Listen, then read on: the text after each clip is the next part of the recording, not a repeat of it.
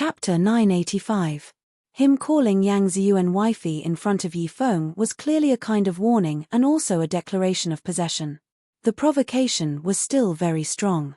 Ning Xuemore could not stand it and was just about to speak when Shinjiuli put a hand on her shoulder and said coolly, "This seat wants to eat that stir-fried heaven crystal fish." Ning Xuemore brought that plate of fish over and placed it in front of him. Only after serving did she come back to her senses. Great God had always been putting food in her bowl. Why did he suddenly let her serve food for him? With this distraction, she forgot about standing up for Yi Feng. Yi Feng over there said coolly, "For her, I won't feel aggrieved no matter what I do." Jiyu Xian choked and then said with a smile, "Young Master Yi's love and care for wifey is touching. But wifey having me, this husband, to dote on her in the future is enough. Young Master Yi should also go and find his own happiness." Yi Feng lowered his eyes slightly and said coolly, "This Yi only hopes that she can obtain happiness. As for other things, there's no need to trouble child Jiyu to worry." A brief conversation, the two people's styles were immediately superior. Two people both loved the same woman. One was possessing her by hook or by crook, while the other was fulfilling the other party's happiness. Ning Xuemore could not resist shooting a glance at Yi Feng. She did not misjudge Yi Feng. This person was a true gentleman who was open and above board. Jiyu Xian sucked in a breath. This Jiyu will give her happiness. Yi Feng raised his wine cup and said coolly, "You better remember this sentence of yours. Otherwise, this Yi will be the first to not let you off." His words were full of vigor. But Jiyu Xian let out a sigh in relief after hearing it. Yi Feng saying this meant that he was withdrawing. He made this request in the capacity of Yang Ziyuan's maiden family. Jiyu Xian also finally set his mind at ease and said with a smile, "I definitely won't disappoint Brother Yi. In the future, when we, husband and wife, are in harmony, we will have to invite Brother Yi again." Jiyu Xian left the two invitations behind and left. He walked away triumphantly. Being able to invite Jiyu Xian as a guest at his wedding would definitely spread throughout the entire continent in the future. Then, Jiyu Xian's fame would also rise, and his title as the Zither Saint would become even more resounding and bright. Naturally, he would not be able to escape the glory, splendor, and wealth that he deserved. A vile character intoxicated by success, the little Chelene commented after Jiyu Xian left. Ning Xuemore frowned slightly. She felt that Jiyu Xian seemed to have changed. Originally, he had a pure and noble aura about him, but now that they met again, that aura had disappeared without a trace. Instead, it was filled with the aura of a merchant. If Yang Ziyuan really married him, would she really be happy? Ning Xuemore deeply doubted this point. She looked at Yi Feng and then thought about Jiyu Xian. She could not help but sigh. Was Yang Ziyuan that girl blind? She held a fish-eye in her arms like a treasure, but gave up a real pearl. "Yi Feng, are you really going to give up?" Ning Xuemore felt unreconciled for Yi Feng. If Yi Feng had lost to a super outstanding person, then it would have been fine. But to lose to such a person, even she felt aggrieved for him. Yi Feng slightly clenched his fists. He also did not want to give up. He also felt that it was not worth it for Yang Ziyuan. But Yang Ziyuan liked that man. What could he do? He did not want to force her to do anything. He lowered his eyes and did not say anything. "Who you like is not a problem of compatibility," Shinjiuli suddenly said. His words were the truth. After saying this, he faintly glanced at Ning Xuemore. Ning Xuemore originally felt that his words were very reasonable, but when she saw him looking at her, she immediately became suspicious. Chapter 986. Did he think that the two of them were not compatible? TSK, even if their identities were a little unsuitable, but wasn't she improving at a rapid pace? Was there anyone else in the world who improved as fast as her? She had potential, she was a dark horse. If she cultivated for a few thousand years, she might even be more powerful than him. She turned her head and looked at him with a faint smile. "Even if you like him, you can give up if you don't think we're compatible." Did he think she cared? Her luck with men was extraordinarily good. "You can't give up, it's best if you like him." Shinjiuli poured wine for her. "Be good, try this, it suits your taste. He then peeled a crab and placed it on her plate. Yifeng, the cold and aloof Master Han Shanyu, was actually serving a girl like this, and it was so smooth that it didn't seem out of place at all. Master Han Shanyue's possessive attitude towards Ning Xuemore could be seen even by a blind person. Looking at Ning Xuemore's attitude, it was obvious that she also liked this master. This feeling of mutual affection was so good. He actually wanted to serve someone like this, and he also wanted to put that person in his hands and dote on her, but it was a pity that that person was still ruthless towards him. He could only let go and fulfill her wish. Guru, you said that there was something strange about this matter. What was strange about it? Can you tell me now? Ning Xuemore asked after eating and drinking to her heart's content. Yang Ziyuan was cursed by someone. Shenjiuli said slowly, but it had an earth-shattering effect. Yifeng's hand trembled, and he suddenly looked up. She was cursed. What kind of curse?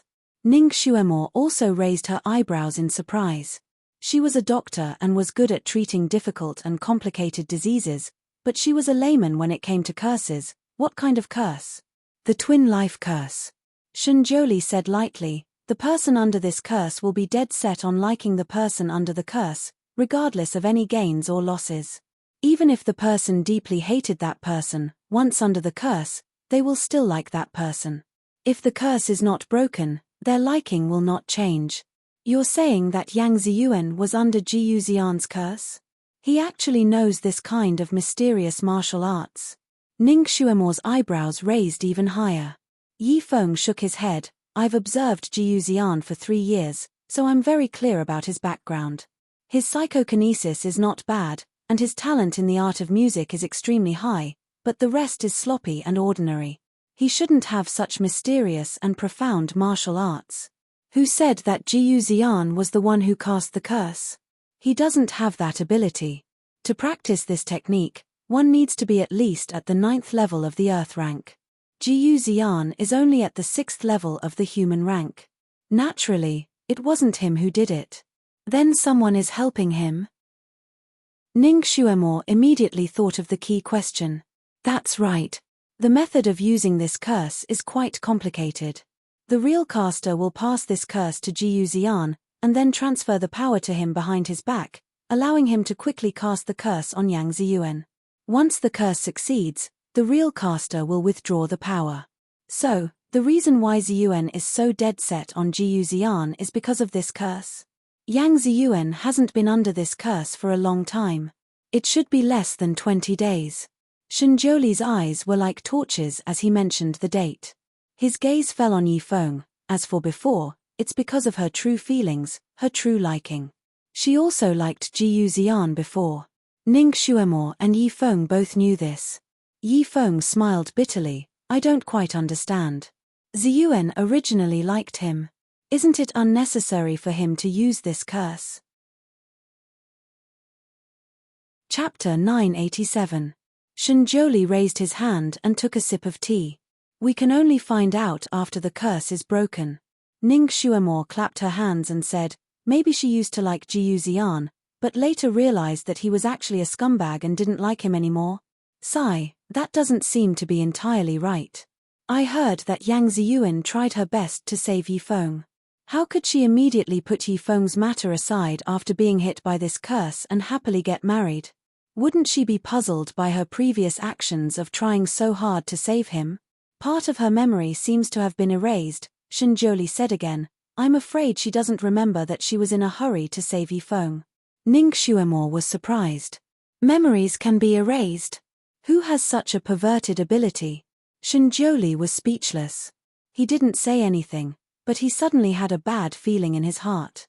It seemed that he did have such a perverted ability, and he had used it on her several times. Fortunately, Ning Xuemore's attention quickly shifted. It seems that Ziyuan might have fallen in love with someone else, so Jiyu Xian had no choice but to use such a wicked method. Is there a way to break this curse? Shenjiuli said, this curse won't last for too long, at most half a year. After half a year, the curse will be broken. Ning Xuemore was speechless. After half a year, it will be too late. By then, Ziyuan might even have a baby. What's done can't be undone. No matter how much she hates Jiyu Xian, there's nothing she can do. She can only be depressed for the rest of her life. Yi Feng's eyes were burning.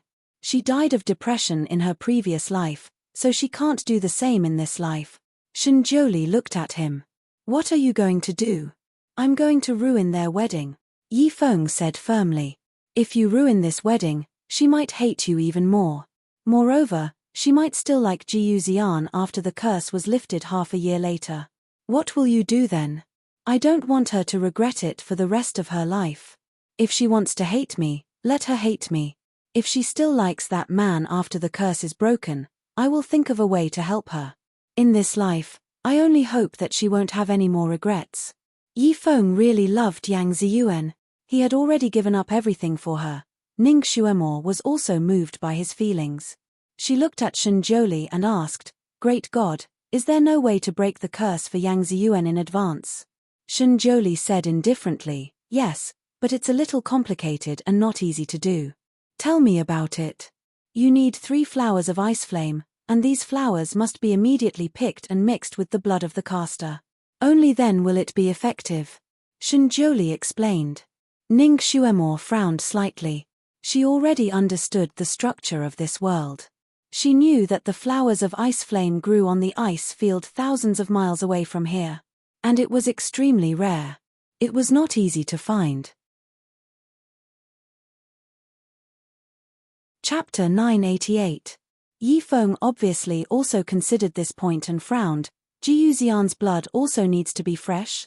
Shen Jiuli nodded, Yes, we must immediately collect blood from a living person after finding the flower of ice flame and feed it to Yang Ziyuan. Only then can the curse be immediately lifted.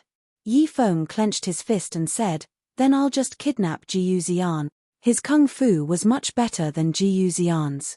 It would be easy for him to kidnap that person. Why be so rough? Ning Xuemo suddenly smiled. If you kidnap the groom at the wedding, Ziyuan will hate you even more. It's better to let them go voluntarily. Voluntarily? How is that possible? Yi Feng raised his eyebrows. Shen Jiuli looked at her with his chin in his hand. Did you think of a way? Ning Xuemo smiled slightly. I think we can poison Jiyu Xian and say that only the flower of ice flame can cure it. Also, it must be eaten while it is fresh. I guarantee that Jiyu Xian will go. Since Jiyu Xian will go, Ziyuan will be worried about him and will naturally follow him. Won't this solve the problem? This was indeed a good idea without shedding a drop of blood. Shen Jiuli raised his hand and poured a cup of tea for her. I don't know what kind of poison you want to give him. How? This. I have to find a slow-acting one that doesn't cause too much harm to the human body and looks scary. As for how to do it, we can only act according to the circumstances tomorrow. Shen Jiuli shook his head. No, if you suddenly poison him tomorrow, what if he can't act up at that time and completes the wedding ceremony? At that time, what's done can't be undone. Besides, if you are present and he is poisoned, he may not believe you. Or if he believes you, he is afraid of long delays and insists on finding the medicine after the wedding ceremony. What should he do? Ning Xuemo paused for a moment. She felt that Shen Jiuli was right. She pondered for a moment and stood up. That's easy. I'll go and poison him now. He definitely won't be able to perform the wedding ceremony. Shen Jiuli grabbed her. What's the hurry? You don't have to do it. Ning Xuemo was enlightened. Could it be that you have already thought of this step and poisoned him just now? Shen Jiuli didn't answer, but stood up lightly. It's late, it's time to rest. He took Ning Xuemo's hand and walked downstairs. Yi Feng and Yang Ziyuan were not fated. Yang Ziyuan's fate was to marry Jiyu Xian, and Jiyu Xian would become rich. After the age of 30, he would violate his oath and take in countless concubines, while Yang Ziyuan would die of depression. This was the original fate of Yi Feng and Yang Ziyuan. What they were doing now was going against the heavens and changing their fate. The heavens were unpredictable, and changing fate would bring misfortune to those who participated, especially those who participated. Therefore, Shen Jiuli didn't want Ning Xuemo to really intervene in this matter, lest she be more unlucky.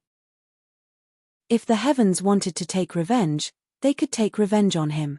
Thank you very much, Master. Yi Feng fell to his knees behind him. You don't have to thank me. If you want to thank someone, thank your friend Shuemor. Shunjoli left with Ning Shuemor without looking back. The next night, the streets of Daliang City were in an uproar again. The wedding that everyone in Daliang had been looking forward to was all talk and no action. In the morning, the wedding was still bustling with noise and excitement. Whether it was the wedding guards or the bride's dowry that stretched for miles, it was an eye-opener for everyone in the city. However, no one expected the groom, Jiyu Xian, to suddenly fall ill and faint in the wedding hall before the bride even arrived at the Jiyu mansion. Chapter 989. At that time, after the chaos, all the doctors in the city were invited to the Jiyu mansion, but no one could diagnose Jiyu Xian's illness.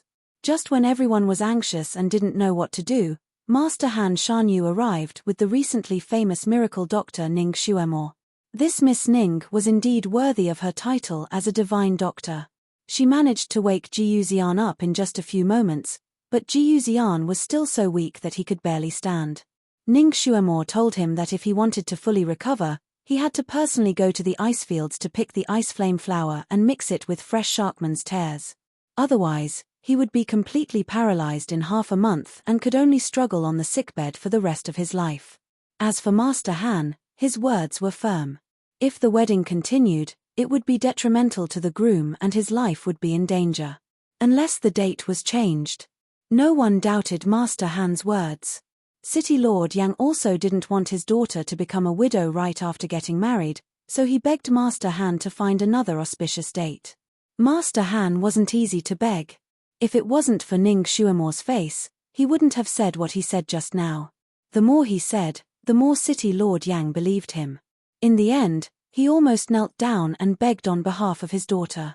Only then did Master Han give him face and tell him a date.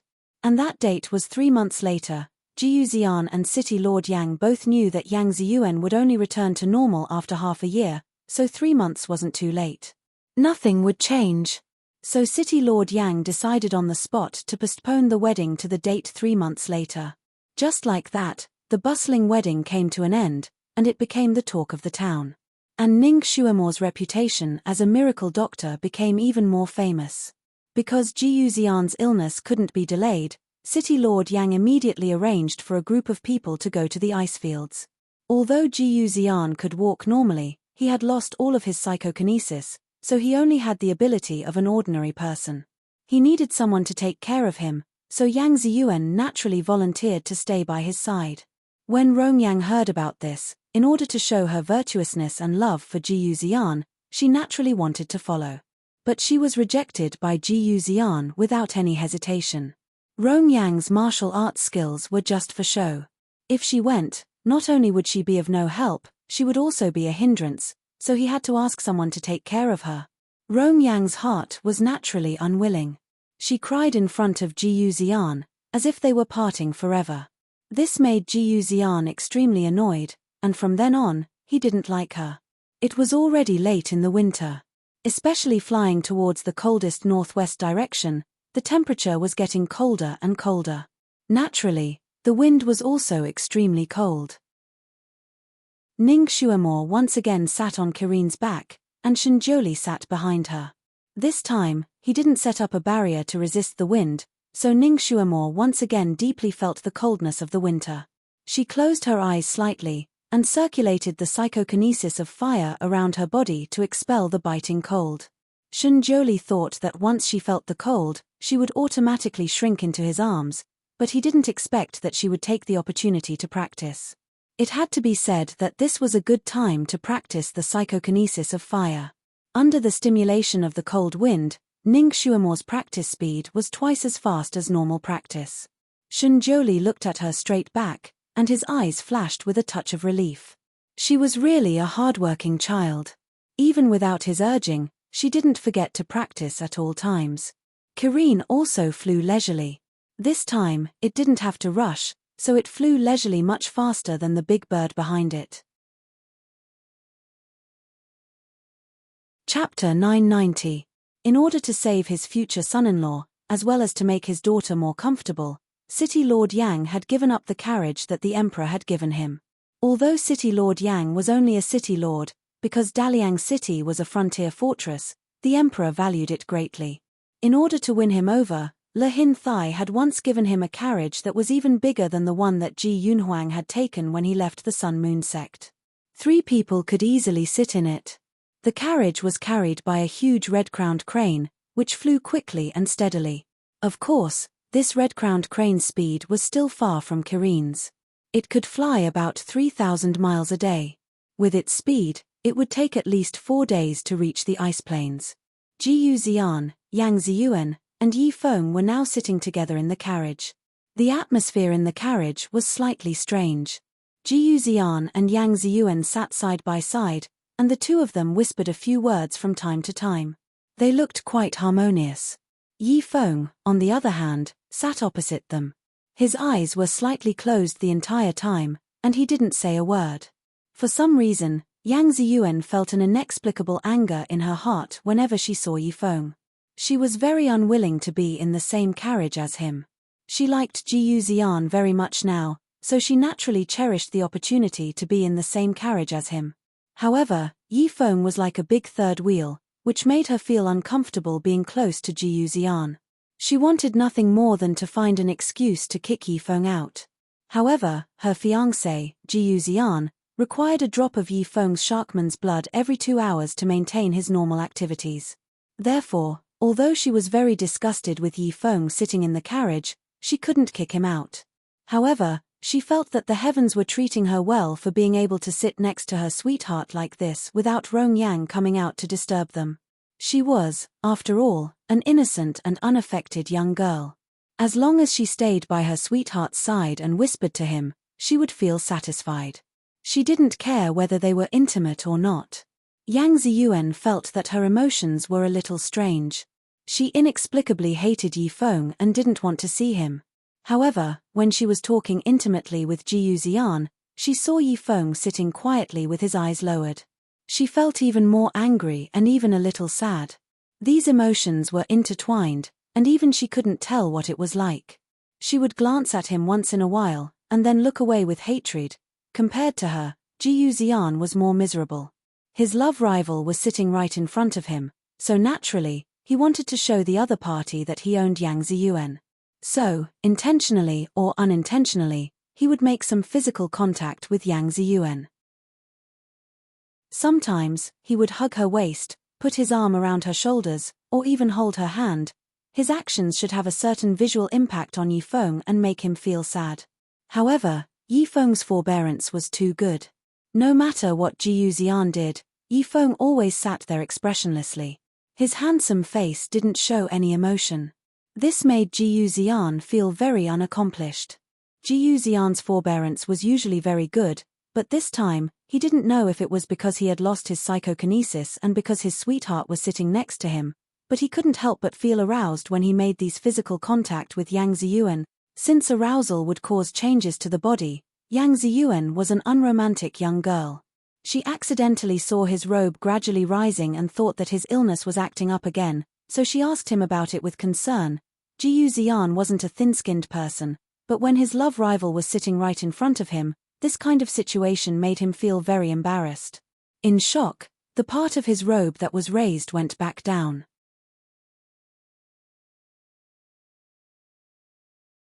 As for his feelings, he would suffer for the time being. At least he still had a glimmer of hope, right? Guru, what you're doing is changing their fate, right? Look, after Yi Feng and Yang Ziyuan's fate is changed, will they be fated? This was what Ning Xuemore was most worried about. Shen Jiuli shook his head slightly. After changing fate, their fate will become chaotic and develop in an unpredictable direction. Whether they are fated or not will depend on themselves. I can't predict it. So this was the effect of changing fate. Ning Xuemore stopped talking. After a long silence, she suddenly asked, if you help them change their fate, will it affect you? Chapter 992. When she was in the modern era, she had heard the fortune-tellers say that if a peerless master in this field changed someone's fate, he or she would be in trouble. Therefore, in the spiritual realm, changing someone's fate was a big taboo. No one was willing to take this risk. Shenjioli ruffled her hair and replied, "You're overthinking it. Let's sleep." The little girl knew how to think for him. Not bad. The corners of his lips curled up slightly. He had lived for so long, but he had never really cared about anyone or anything. It was rare for him to care about someone so much. Naturally, he was willing to do something for her. Besides, it was not like he had never done this kind of thing before. When he was bored and in a good mood, he had done a few things to change someone's fate. Indeed, he would be punished by the heavenly Tao. However, those punishments were nothing to him. He could deal with them easily. Because this matter was not very urgent, and Jiyu Xian and Yang Ziyuan's physiques were not very good now, they would usually find an inn to rest after flying for a day. Jiyu Xian originally wanted to share a room with Yang Ziyuan, but Ning Xuemo easily broke his fantasy with one sentence. "Ziyuan, you and child Jiyu are not married yet. I will share a room with you." Yang Ziyuan still did not understand the matters between men and women. She was still worried about Jiyu Xian. Xian's body is weak. He needs someone to take care of him. It's just a nap. He's just a little weak. It's not like he can't take care of himself. Why would he need someone to take care of him? Besides, child Jiyu is a famous gentleman. If you two live together without marriage, people will criticize you. Don't you think so, child Jiyu? Ning Xuemo's words completely cut off Jiyu Xian's thoughts. He could only cough and agree with Ning Xuemo. "Very well. Ziyuan, you're tired too. You and Madam Ning should rest early." Thus, the two women shared a room, while the other three men each had a guest room, sleeping separately. Ning Xuemo was indeed tired. Not long after she lay on the bed, she fell asleep. She had another night of messy dreams. When she woke up the next day, she was pleasantly surprised to find that she actually remembered some of her dreams. Of course, she only remembered a few vague bits and pieces. For example, she vaguely remembered that in her dream, a fox demon had willingly agreed to be the maid of a man in white who had a very high status. However, because she had never done this kind of rough work before, she appeared clumsy. Not only did the white-clothed man not enjoy her service, he also had to frequently serve her. Because the man in white was a perfectionist, he couldn't bear to see the people around him with disheveled clothes or messy hair.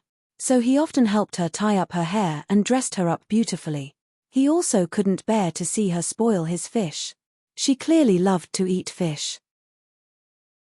Every time he cooked, she would watch from the side. Originally, the white-clothed man cooked the fish for himself. Later on, he couldn't bear to see her greedy look, so he simply cooked for her and won a few praises from her. Of course, the white-clothed man didn't buy her praises. He would use his poisonous tongue to mock her, making the little fox demon choke on her words. The white-clothed man's cooking seemed to be a hobby that came occasionally. He didn't cook often. However, the little fox demon was a picky eater. She liked the fish he cooked and often pestered him to cook for her. Perhaps it was because the fish he cooked had people who liked it, which made the white-clothed man feel a sense of accomplishment. So when the little fox pestered him, he would cook for her a few times. The result was that she only ate the food he cooked. She couldn't eat other people's food. Chapter 993. When Ning Xuemo woke up, she hugged her knees and thought about it for a while. Then she let out a long sigh of relief. She could finally remember a little bit of the dream, although it was only a few fragments and she still couldn't remember the faces and identities of the people in the dream. It was still an improvement compared to before. She turned her head and found that the moonlight flute had come out of the storage bag on its own. It was releasing a soft glow next to her pillow. Her heart skipped a beat. Was it because of this flute that she could remember a little bit of the dream? It also had the ability to cure her only strange illness. Also, how did it manage to sneak out? Could it be that this treasure had a spirit? It came out of its own accord to help her cure her strange illness. She sat on the bed and looked at the flute over and over again for a while, but she couldn't find anything special about it. Because they had to leave early the next morning, Ning Xuemo didn't study the flute for long before putting it away and putting it aside. The further they flew in that direction, the colder the weather became. Especially above the clouds, The temperature was almost -20 degrees. It was true that a drop of water would turn into ice. Although cultivating in this kind of weather was hard, this kind of strong stimulation allowed Ning Xuemo's cultivation to grow even faster. According to Shenjiuli's plan, he would let her cultivate freely for 2 hours and then set up an enchantment for her to rest. But Ning Xuemo wasn't willing. She would cultivate for 4 hours and then rest for an hour in the enchantment. After every cultivation session, her little face would be flushed red from the wind and her hands and feet would be cold like popsicles. But her entire body was excited and her eyes were bright like stars. Shenjiuli was also worried that she would go astray if she was too eager to succeed in her cultivation. Hence, he would massage her for an hour after she finished her cultivation. Firstly, it was to check on her qi engine. Secondly, it was to adjust her qi that had gone astray in her body. In the end, Ning Xuemo got used to his massage. Every time she finished practicing, she would simply fall into his arms and enjoy his massage for a few minutes like a lazy cat, chatting with him. Her fire psychokinesis grew very quickly and was already close to Earth rank level 3. According to Shenjiuli's calculations, by the time they reached the ice field, her fire psychokinesis would have a breakthrough and enter Earth rank level 3. He could now practice some rather advanced fire element martial arts. Flying long distances in the air was originally a very boring thing, but the two of them didn't feel bored at all. Shenjiuli also took the opportunity to teach her some corresponding spells when he was resting and massaging her. She was also a smart girl. She was able to learn a lot of spells and mnemonics very quickly. This made Shenjiuli worry a lot less. As the two of them interacted like this, their feelings for each other naturally deepened. Ning Xuemo no longer had any gap with him.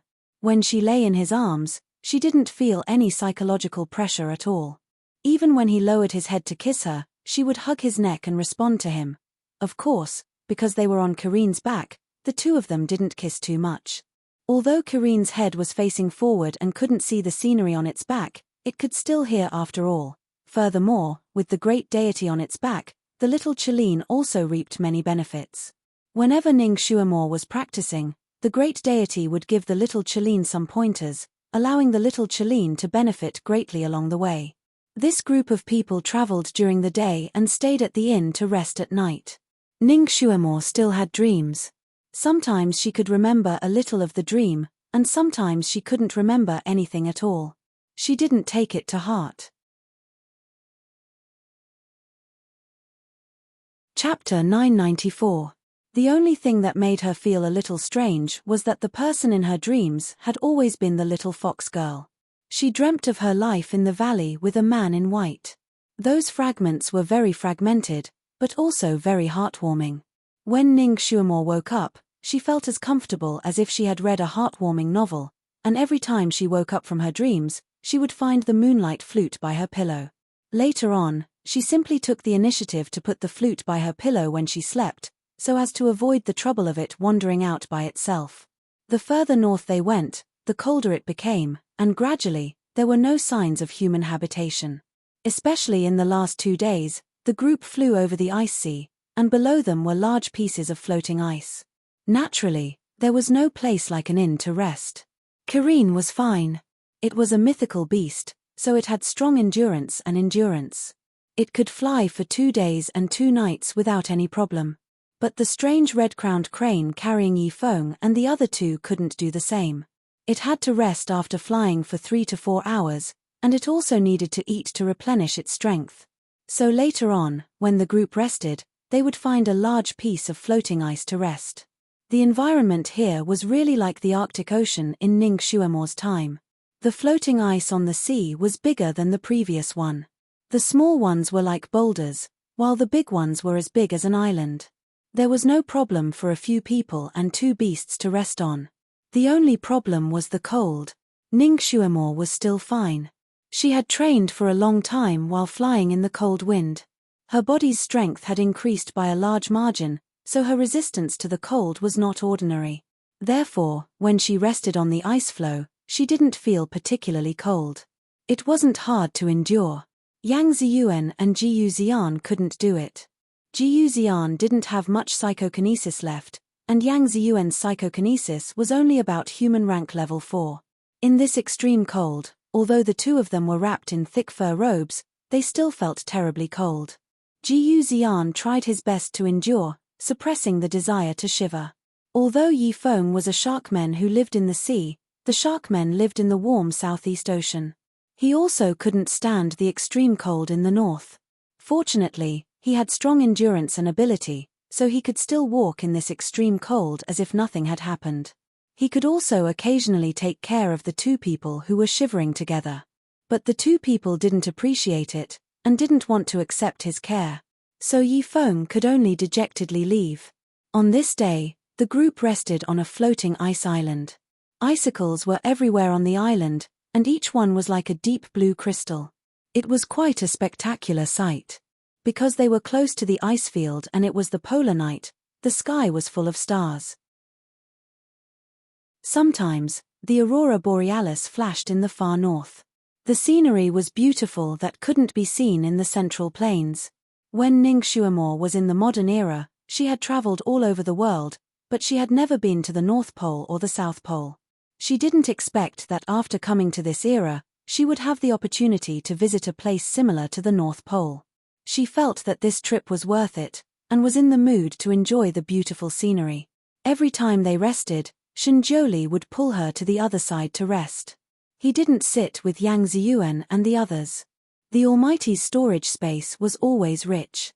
Every time they rested, he would give her some hot food to replenish her energy. Karine felt that it had worked hard and deserved a share of the food.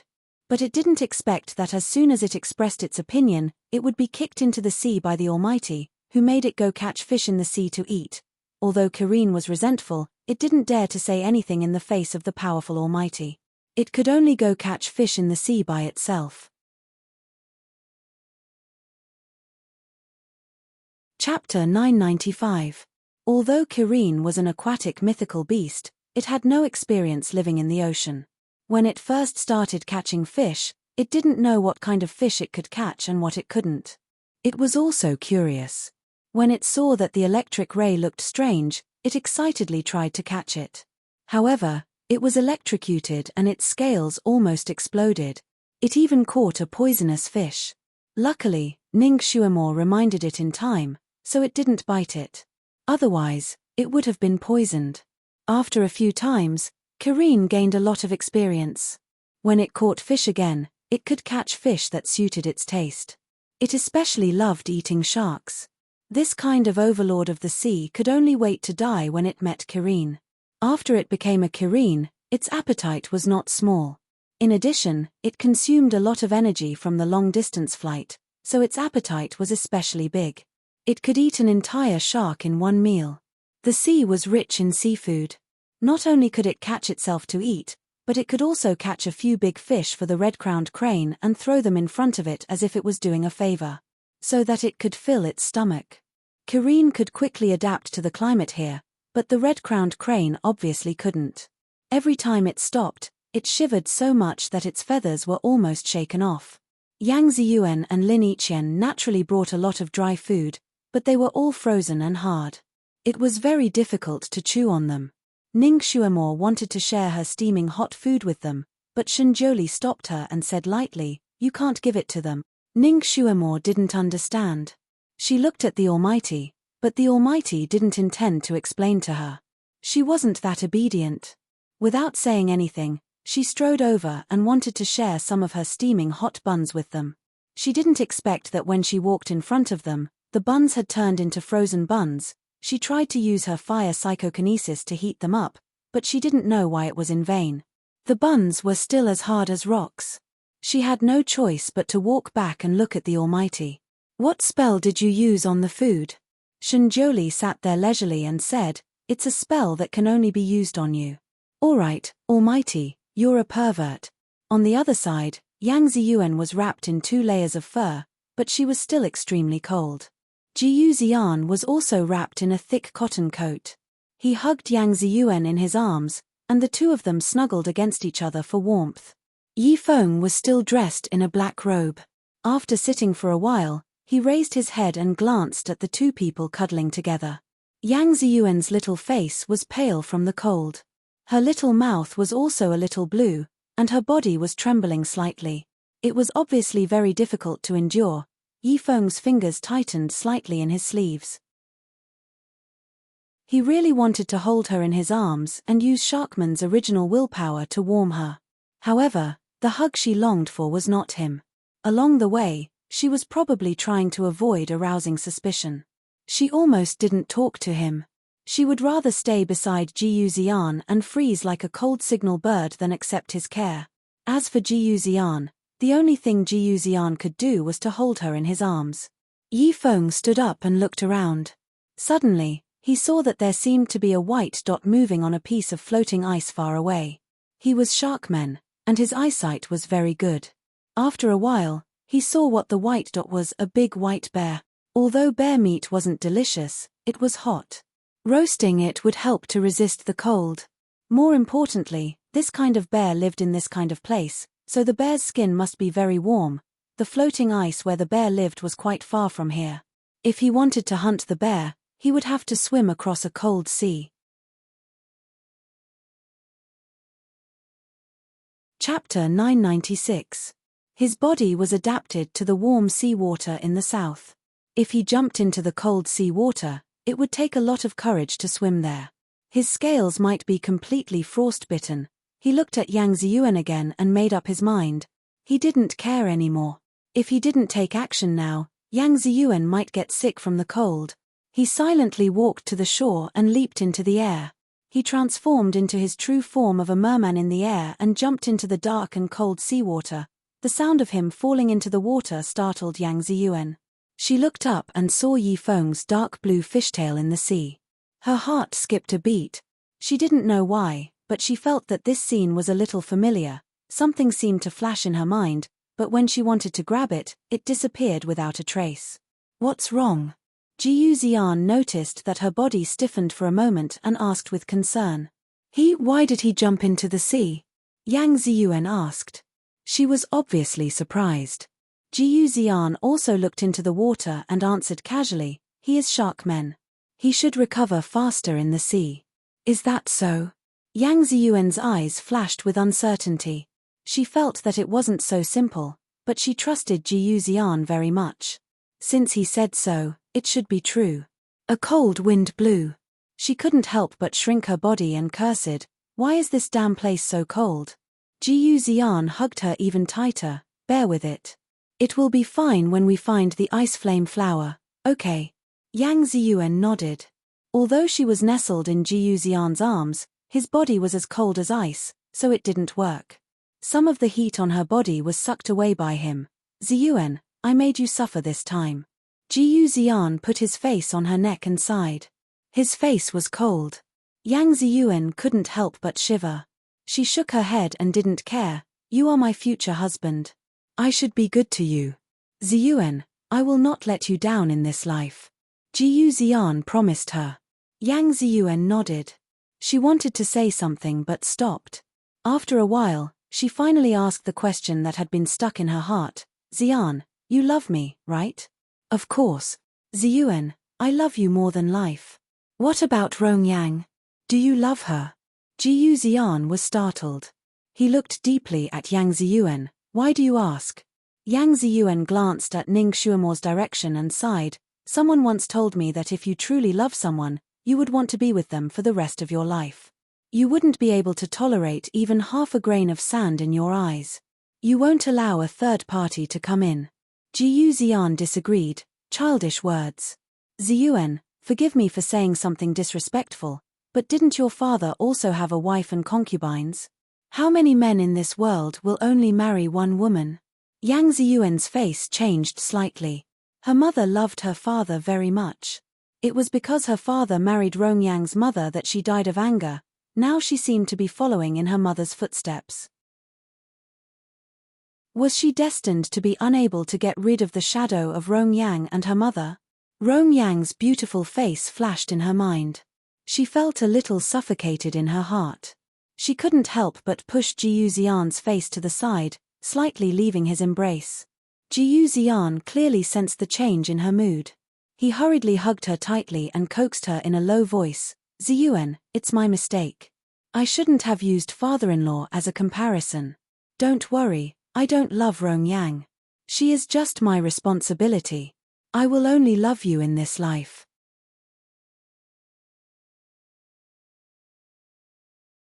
Chapter 997. Can't you just not marry her? In fact, there are many ways to take care of her. For example, we can find a good family for her. We can prepare a lot of dowry for her. Yang Ziyuan put forward her own opinion. Jiyu Ziyan secretly frowned. A few days ago, Yang Ziyuan was still obedient to him. He wanted to take Rong Yang as a concubine. Although she felt uncomfortable in her heart, she did not raise any objections. She didn't even say a harsh word. What's wrong this time? Could it be that the curse on her body is about to lose its effect? It can't be. According to the benefactor, this curse can last for half a year. It's only been 20 days, Ziyuan. In fact, I don't want to marry her. But I promised her father that I would take care of her for the rest of her life. That means I will keep her by my side for the rest of my life. You don't want your husband to be a person who doesn't keep his word, do you? But, Ziyuan, you are a girl with a deep sense of righteousness. I know you will understand me and won't let me do such a treacherous thing. Don't worry, even if I take her in, I won't let her position surpass yours. She will always be a concubine, always below you. Well, there's no point in discussing this issue.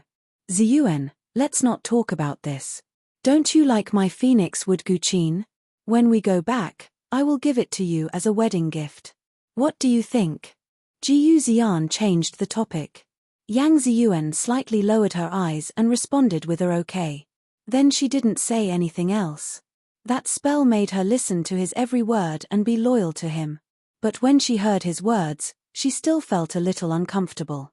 What she wanted was his wholehearted love, not to compete with another woman for a higher position. But almost all women were like this.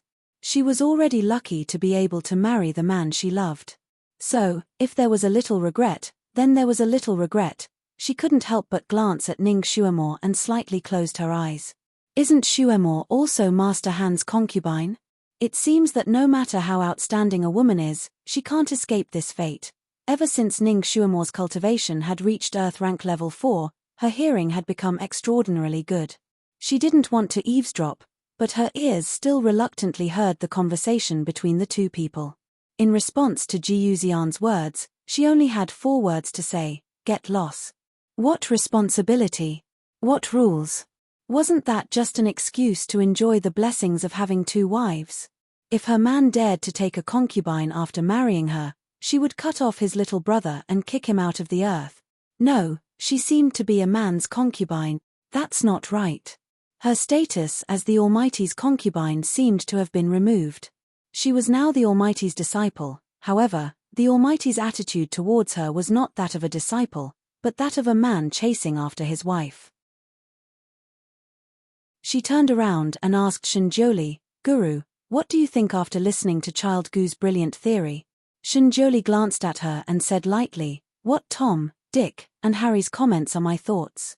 Ning Xuemore. She forgot that the Almighty was high and mighty. He didn't care about the gratitude and grudges of the human world.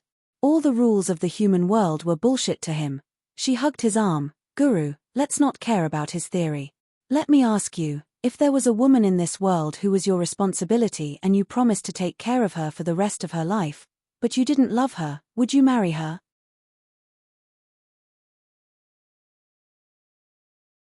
Chapter 998. Shinjoli was a straightforward man. "There is no woman in this world that I don't like and promise to take care of for the rest of my life." He would not look for trouble like this. What if? Shinjoli looked at her as if he was looking at an idiot. Of course not. He had thousands of ways to promise to take care of a person for the rest of their life. He would not choose the one that would put himself in danger. Ning Xuemore was satisfied with his answer. She was about to ask something else when she suddenly heard the roar of a bear coming from afar. Her heart skipped a beat and she looked up. She saw a man and a bear fighting on a piece of ice far away. Yi Feng. He went to hunt a bear. Ning Xuemore took a few glances from afar before her heart sank. It was a big white bear that looked like a polar bear but was 3 times bigger than a polar bear. It was actually a level 3 Earth rank beast and knew how to use earth magic. When it waved its claws, countless stones were thrown at Yi Feng like a storm. Yi Feng was a sharkman. He practiced water magic. Earth restrained water, so the big white bear's magic could restrain him. Therefore, Yi Feng was having a hard time fighting with it. This big white bear was the overlord of this place. Even the sharks in the sea did not dare to provoke it. Even the great white shark would take a detour when it saw it. It was used to running amok in this place. Who would have thought that someone would dare to provoke it? This place was deserted. The big white bear had never seen a human before. Of course, it had never seen sharkmen who were supposed to live in the warm sea in the south. Originally, it wanted to take a rest after gnawing on a huge fish that weighed a few hundred kilograms. Later, it discovered that there were a few figures that it had never seen before. It felt that it was quite strange, so it rode on the floating ice and wanted to take a look. It wanted to see what exactly dared to stay in its territory and not leave. At the same time, it wanted to show off its power. However, it did not expect that before it could see the face of the unknown object, Yi Feng would suddenly jump out of the water and directly attack it with a water sword. Although Yi Feng was frozen stiff in the water, his attack was still very fast. His sword pierced the big white bear's head. Yi Feng's thunderous sword strike did not cause any damage to the big white bear's skin and flesh. It only caused a slight pain in its head. The big white bear was stunned. It had been attacked. The overlord's dignity was actually being challenged. The big white bear was furious, and its roar was earth-shattering. His figure moved as if he was flying, and he began to fight with Yi Feng. Ning Xuemore stared at it for a moment before her eyes widened. Weren't bears supposed to be clumsy? Why was this one as agile as a monkey? The bear jumped up and down like lightning.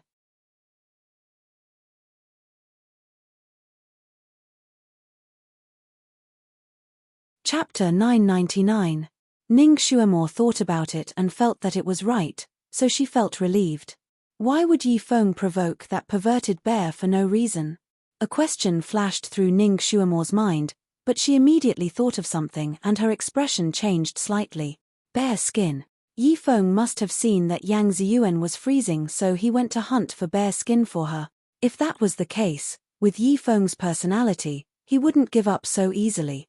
The commotion over there was naturally heard by Yang Ziyuan and Jiyu Xian. Yang Ziyuan couldn't help but look over there for a moment.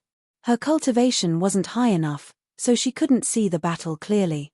After looking for a while, she couldn't see anything and became impatient. Why did he go and provoke that bear for no reason? We still have to hurry on with our journey, but he just had to go and stir up trouble. Her tone was full of blame. Although Ning Xuemore was her friend, when she heard her complaints, she couldn't help but feel unfair for Yi Feng. He went to hunt for bear skin for you. Yang Ziyuan was stunned. She was a young miss who grew up in the courtyard, so she didn't know a lot of life knowledge. She was puzzled. Why did he go and hunt for bear skin? Why did he go and hunt for bear skin? Bear skin is warm, my young miss. Ning Xuemore couldn't help but hold her forehead. This kind of bear skin is the warmest. He saw that you were cold, so Yang Ziyuan was stunned. Her heart felt like it had been stabbed by a sharp thorn, but then something spread in her heart, and the familiar irritability rushed to the top of her head. She almost blurted out, "Who wants him to be a busybody? This person always likes to make his own decisions. Ziyuan, he should be used to being your secret guard. Protecting the master and making the master as comfortable as possible is the duty of a secret guard. He also did it for our good, so you can't blame him." Jiyu Xian put his arm around Yang Ziyuan's waist. His words seemed reasonable, but it was obvious that he was deliberately distorting Yi Feng's feelings and deliberately treating him as a servant. He seemed to be understanding, but it made people want to slap him. Ning Xuemore sneered, "What nonsense are you talking about?" He was not used to being a secret guard, but to protecting Ziyuan. Unlike someone who can't even deal with his fiancée, Leng. He only knows how to speak sarcastically when others put in effort. Jiyu Xian froze. He knew that Ning Xuemore was not on good terms with him. She had barely spoken to him along the way. But at least she had not embarrassed him. He thought that she would tolerate him for Yang Ziyuan's sake, but he didn't expect her to speak so harshly to him now. He opened his mouth to refute, but he couldn't find the words to say. He was a little embarrassed, and after a while, he sighed, "It's my fault. My body is in such a bad state, but I caused Ziyuan to suffer with me. I can see her cold, but I can't do anything for her." His words were too pitiful. Yang Ziyuan couldn't bear to see him embarrassed. "Xian, you don't have to say that. I came with you willingly. Your body is in such a state, so naturally you can't do anything for me. I won't blame you. Ziyuan, I knew you were a good girl who understood the principle of righteousness." Jiyu Xian breathed a sigh of relief, with an expression that said, "Only Yang Ziyuan knows me well." The two of them were affectionate when Ning Shuamore said coldly, "Jiyu Xian, there's only one thing you can do for her, and that is to shut your sarcastic mouth." "Jiyu Xian," Yang Ziyuan couldn't help but say, "Shuamore, you shut up too." Ning Shuamore's temperament was cold, and her eyes flashed with coldness. "Yang Ziyuan, if you speak up for him again, I'll cut off all ties with you and never care about you again."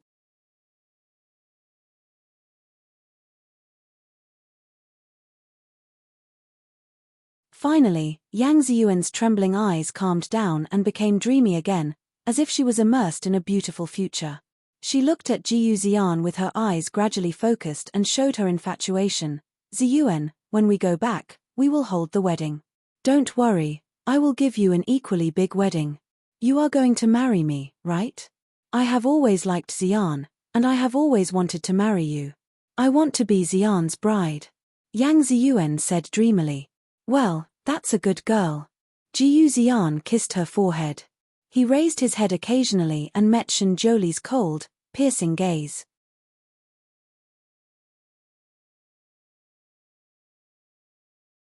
Chapter 1001. Jiyu Xian shuddered and quickly averted his gaze. He was so nervous that his heart almost jumped out of his chest. Shinjoli retracted his gaze and pressed his palm on Ning Shuamore's shoulder. Ning Shuamore was staring at the sea, waiting for Yi Feng to emerge. She had already deduced that Yi Feng had won the battle at the bottom of the sea based on the roar of the big white bear. Now, she was just waiting for Yi Feng to return triumphantly. Shinjoli's touch hurt her a little. She raised her hand and patted him. "Stop fooling around." Her eyes were still staring at the sea. This girl was actually so nervous about another man. Shinjoli was a little unhappy. He put more force on his palm and said coldly in her ear, "Shuamore, if your good friend can never break the curse, will you be very sad?" Ning Shuamore immediately turned around. "Of course." She looked at him suspiciously. "What do you mean? Did something happen to Ziyuan again? Didn't you say that the curse will be broken soon?" Her series of questions naturally represented her attitude. Shinjoli said lightly, "If there are no accidents, the curse will be broken." "Then why did you ask that just now?" Ning Shuamore was unusually sharp. "I want to kill someone." Shinjoli glanced at Jiyu Xian again. This was the first time he had scruples about killing someone. Ning Shuamore thought for a while and suddenly understood. She asked him softly, "If I kill him, will Yang Ziyuan's curse never be broken?" This girl was smart enough. Shinjoli nodded to show that she was right. He added, "Not only can it not be broken, but if the caster of the curse encounters an accident, the person who is cursed will also die." "Pervert." Ning Shuamore cursed softly.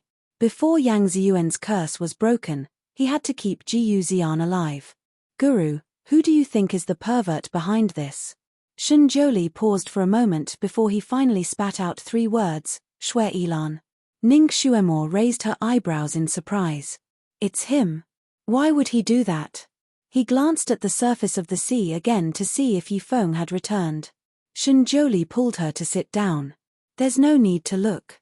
Yi Feng is fine. He's just a little injured."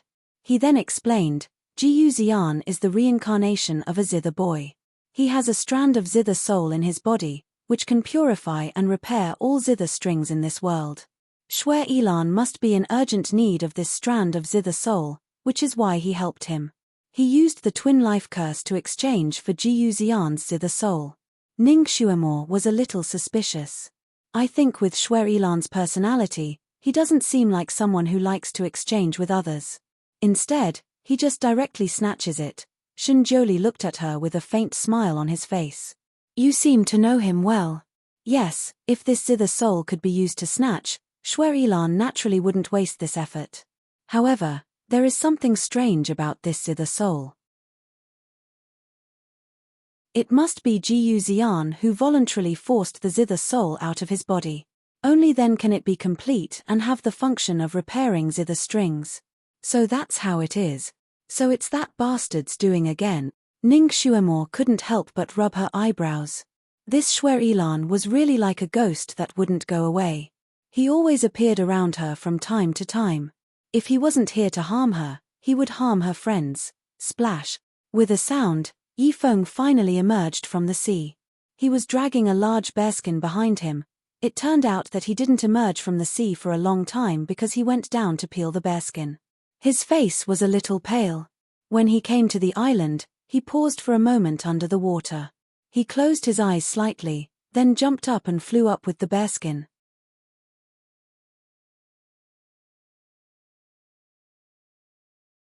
Chapter 1002. When he landed, he staggered a little, but he quickly steadied himself. His eyes swept over Yang Ziyuan, paused for a moment, and then looked away. Yifeng, how are you? Ning Xuemore had already keenly noticed that Yifeng was injured, but he was originally dressed in black, and his whole body was dripping wet, so she really couldn't see where the bloodstains were. Sorry for making you worry, Yifeng is fine. If you know that others will be worried, then don't try to show off. Yang Ziyuan suddenly interrupted in a sharp voice. Her voice was as cold as the surrounding seawater. Why did you go hunting a bear for no reason? Yang Ziyuan didn't know why, but when she saw Yifeng like this, she inexplicably became angry. Can you not make decisions on your own in the future? The more she spoke, the angrier she became. You caused everyone to worry. You wasted everyone's time. We still have to hurry on our way later. Her words made Yifeng's face turn even paler. Ziyuan, don't be angry. Jiyu Xian stepped forward to smooth things over. His eyes lightly glanced at the bearskin. Brother Yi, you're so skilled. You actually managed to kill this Icefield's little conqueror. I was lucky. Yifeng only answered him with 2 words, and then threw a large piece of bear meat at him. Child Jiyu, roast this meat. Eating it can help to resist the cold. Jiyu Xian looked at the large piece of bloody bear meat and frowned in disgust. The bear meat is very rough. I'm afraid you won't be able to bite through it. No, this kind of bear meat is quite tender, and it has a hot nature. It can be used to replenish the body's heat. Yifeng had already begun to clean the bearskin on the ice. He used the ice blade to scrape it while explaining to Jiyu Xian. Yifeng had already seen that Yang Ziyuan didn't eat much, and in this place where a drop of water turned into ice, if she didn't have good food to replenish her energy, her body wouldn't last more than a few days. And she was definitely hungry. Jiyu Xian still didn't feel at ease. Hot nature. I'm afraid that it will affect my body. Yifeng finally stared at him. You can roast it for everyone to eat. Roasting meat was the most effortless. Jiyu Xian should be able to do it. Jiyu Xian choked. He looked at the bear meat on the ice, and said, that's not a problem. But there's ice here, there's no firewood to roast meat. Just as he finished speaking, dozens of firewood suddenly appeared on the ground. He raised his head in astonishment and saw Ning Xuemore leisurely retract her hand. Don't worry about firewood. With me here, you can get as much as you want. Yifeng Xian, Yifeng Yu, Yifeng why.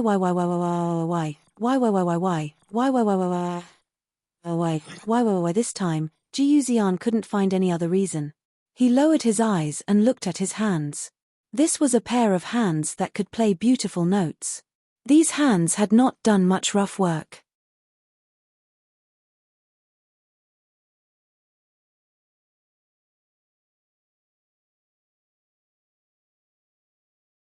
It was the most precious medicine in the Sun-Moon sect, and it was rumored that the ancestor had personally made it. It had an immediate effect on injuries and was listed as the best medicine in the world.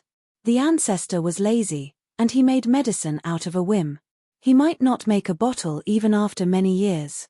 Even his direct disciples might not be able to use it even once. One could imagine how precious this medicine was. Not to mention thousands of gold pieces, even tens of millions of gold pieces might not be able to buy it.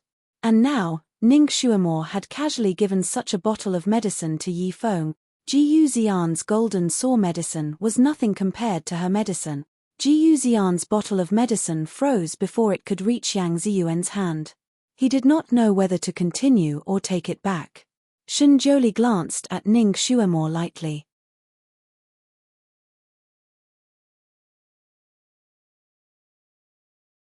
Chapter 1004. This girl actually gave away the thing that he had just given her not long ago. That red glowing medicine really did have a golden glowing effect.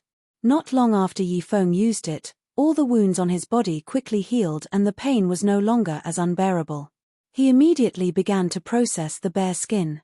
After cleaning it, he cut out 3 pieces. Shark men were good at weaving. They could use starlight and moonlight as threads to weave beautiful shark's yarn. Yi Feng also had this skill. He used Sharkman's origin energy to turn the starlight into threads and sewed the 3 pieces of bear skin together.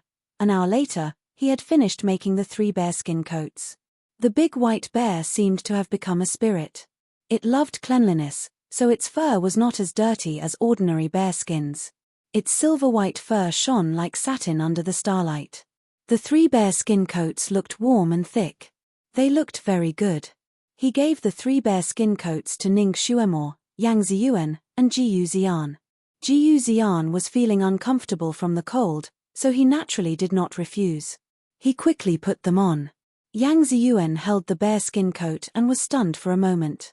Then she slowly put it on. The coat was very fitting. The thick bear skin did not seem too bulky on her body. This bear skin was indeed very warm. Not long after she put it on, she could feel waves of warmth coming from it. His hands and feet, which were originally cold, gradually warmed up. She did not know what to feel. It was warm and painful at the same time. Something seemed to be rising from the depths of her heart. "All right, the bear meat is done. Everyone, come and eat." Jiyu Xian spoke and broke Yang Ziyuan's trance. He put a piece of roasted bear meat in her hand. "Come, try a piece first. See how your husband's cooking is." As soon as he spoke, the strange warm and sour feeling that had just risen in Yang Ziyuan's heart was chased away. Yang Ziyuan took a bite of the bear meat and praised, "It's very delicious. Xian, I didn't expect you to be so good at cooking." Jiyu Xian was a little proud. He glanced at Yi Feng beside him, then raised his hand to ruffle Yang Ziyuan's hair. He said gently, "Ziyuan, if it weren't for this accident, you would already be my wife. You should change the way you address me." Yang Ziyuan blushed. "After all, we are not married yet." She stood up and gave the rest of the bear meat to the other 3. "Have a taste." Shen Zhoulie naturally wouldn't eat it. He didn't even have the intention to take it. Yang Ziyuan did not dare to force him. As for Ning Xuemore, she did not want to eat the food that Jiyu Xian roasted. Besides, she was already full and had no appetite, so she waved her hand and refused. Only Yi Feng could not bear to refuse the bear meat that Yang Ziyuan handed over. He took a bite and secretly frowned. The meat was a little overcooked, and there was a little too much salt on it. Not only did it not suit his taste, but it also did not suit Yang Ziyuan's taste. Yang Ziyuan was a picky eater. In fact, he doubted that Yang Ziyuan could really eat until she was full. "Is it delicious?" Yang Ziyuan looked at him eagerly, as if she wanted to get a compliment from him about her sweetheart. Yang Ziyuan was now in a state where she would be happy as long as she was with her sweetheart, even if she ate chaff and swallowed vegetables. Yi Feng could not bear to make her sad, so he nodded and replied, "It's okay." Yang Ziyuan was finally satisfied and returned to Jiyu Xian's side. She tasted the bear meat that was not roasted very well in small bites and ate it very happily.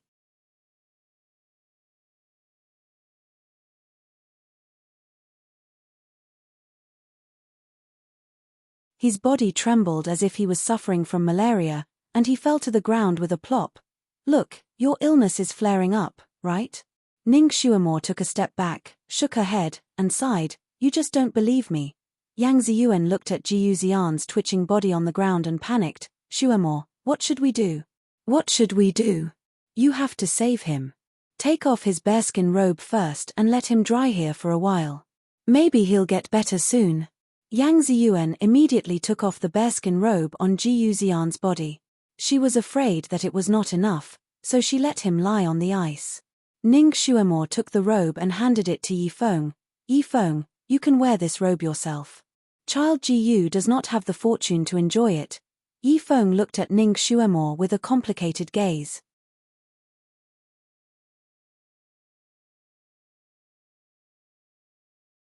Chapter 1006. Yifeng naturally knew that this was Ning Shuemo's doing, but it made him feel a lot better. He put on the bearskin without hesitation. Naturally, he warmed up a lot, and his blood vessels that had been frozen by the cold sea water could finally flow normally again.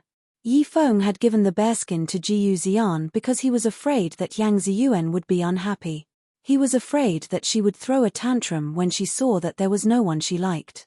After the scene just now, he no longer had any misgivings. Jiyu Xian had finally warmed up in the bearskin. Now that it was suddenly taken away and placed on the ice, he was frozen to the point of ecstasy. He was shivering on the ground.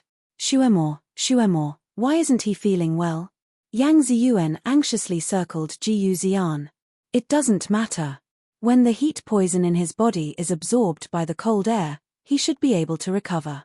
Ning Shuemo's tone was certain. Then, she glanced at Shenjiuli. The Jiyu poison in Jiyu Xian's body was planted by the Almighty, so he could naturally control his condition at any time. He didn't even move, but he cooperated perfectly with Ning Shuemo. He still didn't say anything, but his fingertips moved slightly in his sleeves. Yang Ziyuan was an impatient person. She pulled Ning Shuemo's hand and asked, "Shuemo, how can we make the heat poison in his body disappear faster?" Ning Shuemo looked at the turbulent sea water under the island and muttered, "Maybe it'll be better if we use seawater to bathe him." Damn it, she also wanted to let this Jiyu Xian have a taste of the ice sea. Yifeng saw that Ning Shuemo was playing with Jiyu Xian. Although he was happy to see it, he was afraid that she would kill him and cause other accidents. He sent a message to Shuemo. "Shuemo, I'm afraid his body can't withstand the water. He will freeze to death in the sea." Ning Shuemo also sent a message to him. "Don't worry, I know what I'm doing." She was a doctor, so she could understand the general condition of Jiyu Xian's body and his tolerance by checking his breathing. His body was not as weak as it appeared. This bastard looked weak. Firstly, he was acting in front of Yang Ziyuan. Secondly, he was delicate and didn't want to work, so he took advantage of the situation to pretend to be Brother Lin. "I'm afraid he won't be able to swim by himself in this state." Yang Ziyuan muttered to herself. She then made up her mind, "I'll take him down to soak." This silly girl. With her small body, if she soaked in the sea water, she would probably fall sick. Before Ning Shuemo could say anything, Yifeng said, "No way. If he wants to soak, I'll take him in." He would never allow anything to happen to Yang Ziyuan, and he didn't want her to suffer any more pain. "Stupid, why do you need to soak him in the water? Can't you just pour water on him?" Ning Shuemo couldn't help but facepalm. She didn't say that she was going to throw Jiyu Xian into the water. These two people were so quick to snatch this job. Yang Ziyuan's eyes lit up. She immediately looked at Yifeng. "Yifeng, you can control water, right? Why don't you get some water and pour it on him?" "Pour water on him? I can do that." The little Chelene, who had just reached the shore, answered in high spirits. Without waiting for Ning Shuemo and the others to respond, it opened its big mouth and the seawater below automatically surged up and splashed down on Jiyu Xian, who was trembling on the ground to the point of almost losing consciousness. Shenjiuli took advantage of the situation and silently withdrew the spell that had made Jiyu Xian unconscious. Jiyu Xian was shocked by the cold seawater and jumped up like a shrimp in a pot of oil. Cold. Cold. Cold. Cold.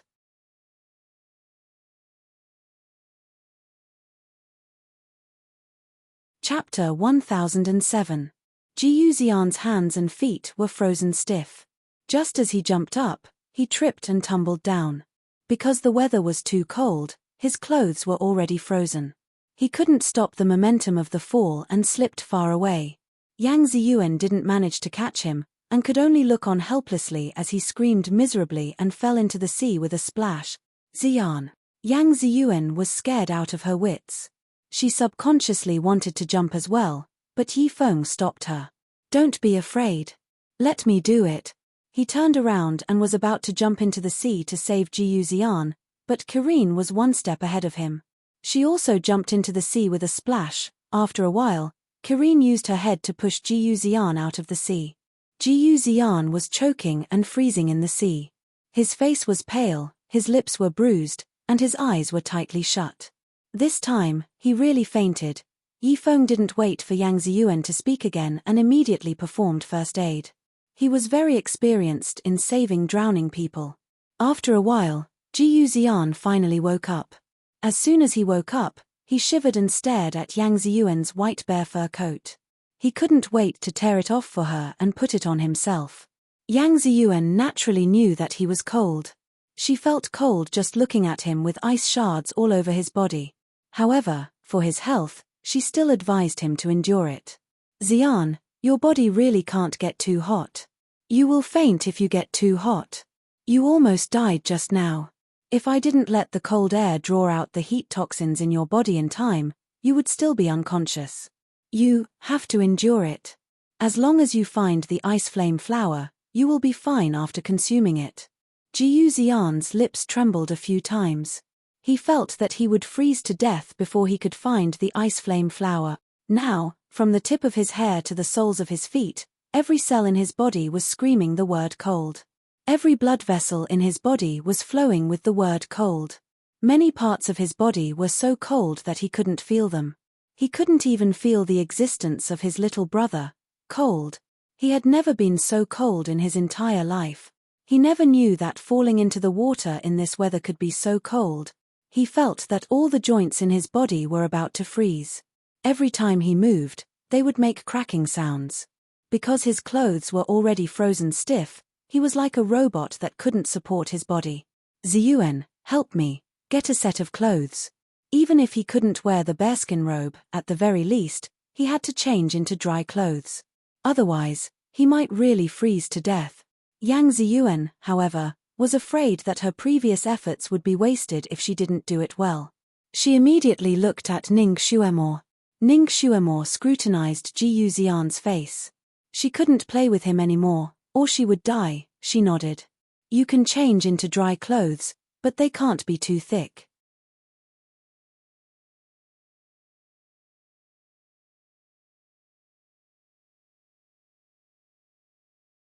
Chapter 1008.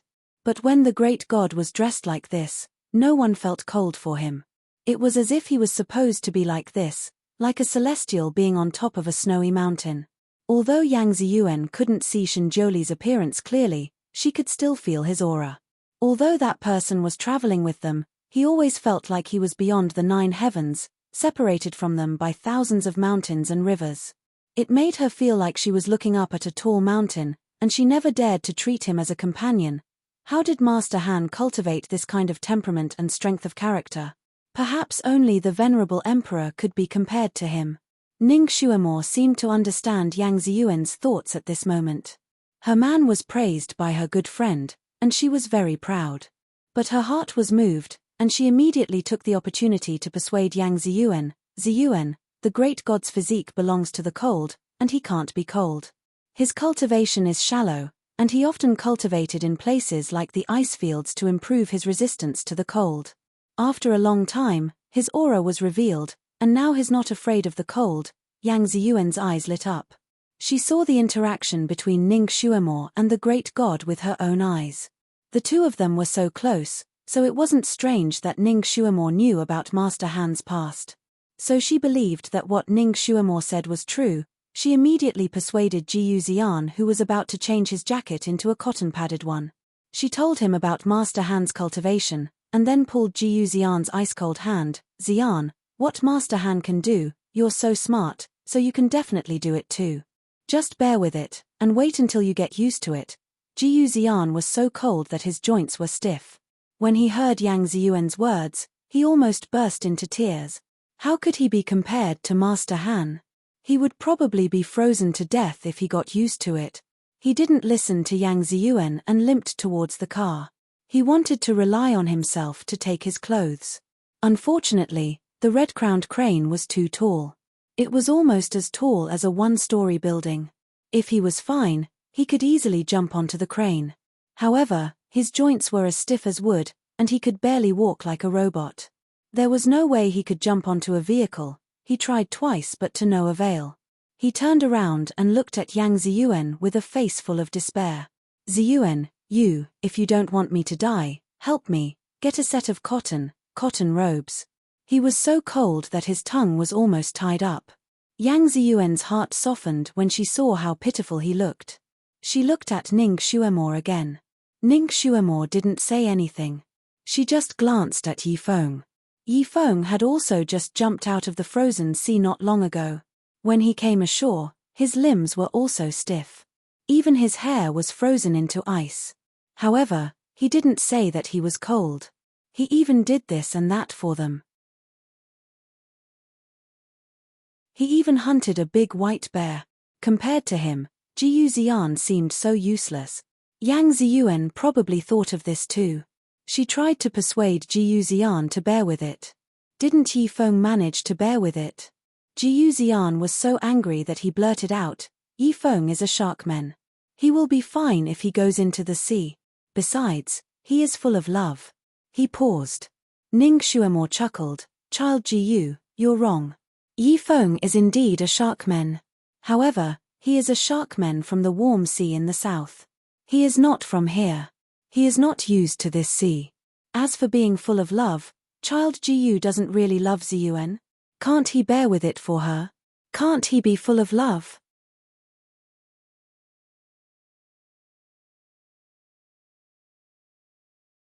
Chapter 1009.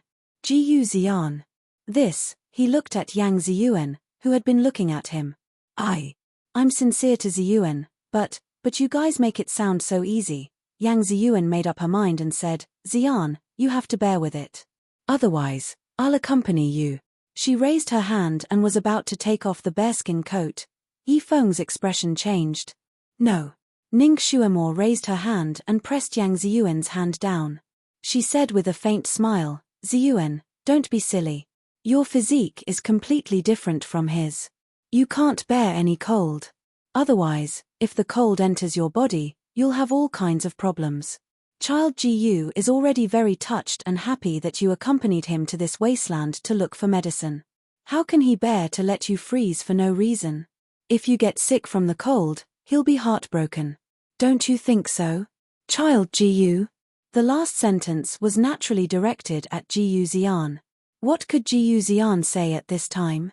He could only force a smile with his teeth chattering. Yes. Ziyuan, you don't have to take it off. I'll bear with it. Yang Ziyuan finally stopped insisting. The small storm passed just like that. 3 of the 5 people were wrapped in warm bearskin coats. As for the other 2, one disdained to wear it, and the other couldn't wear it. Therefore, Jiyu Xian, who couldn't wear it, could only rely on exercise to increase his body temperature in order to resist the bone-piercing cold. As a result, Child Jiyu Xian, who was originally gentle and calm even if Mount Tai collapsed in front of him, jumped a few times on the spot as if there were springs installed under his butt. His image was completely destroyed.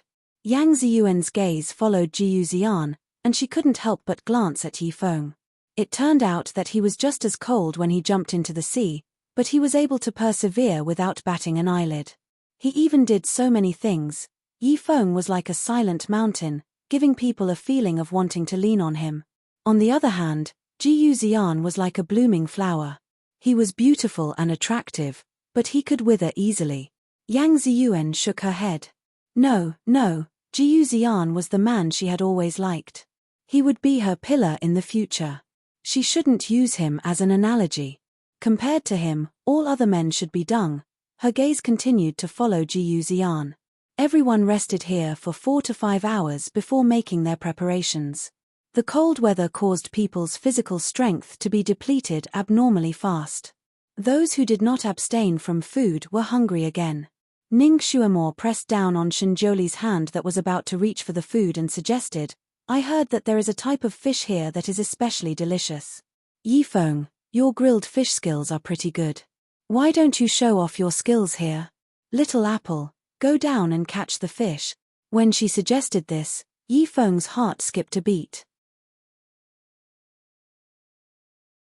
He had told Ning Xuemo before that his biggest regret in life was that Ziyuan had never eaten the fish that he grilled for her. Now that Ning Xuemo said this, it was obvious that she was giving him this opportunity. He looked at Ning Xuemo gratefully and immediately instructed Kirin which fish was more suitable to catch. Kirin agreed and immediately jumped into the sea to catch the fish. It was good at catching fish. After a while, it used its claws to catch 6 to 7 fish. It was the type of ice crystal fish that Yifeng wanted. Each fish was about 2 to 3 catties in size. Its meat was fresh and tender. It was one of Yi Yu's favorite fish. This type of fish grew in the extremely cold sea.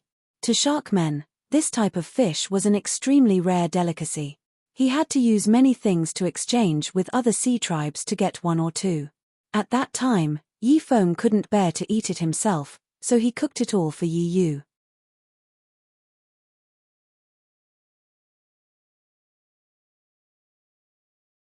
Chapter 10:10.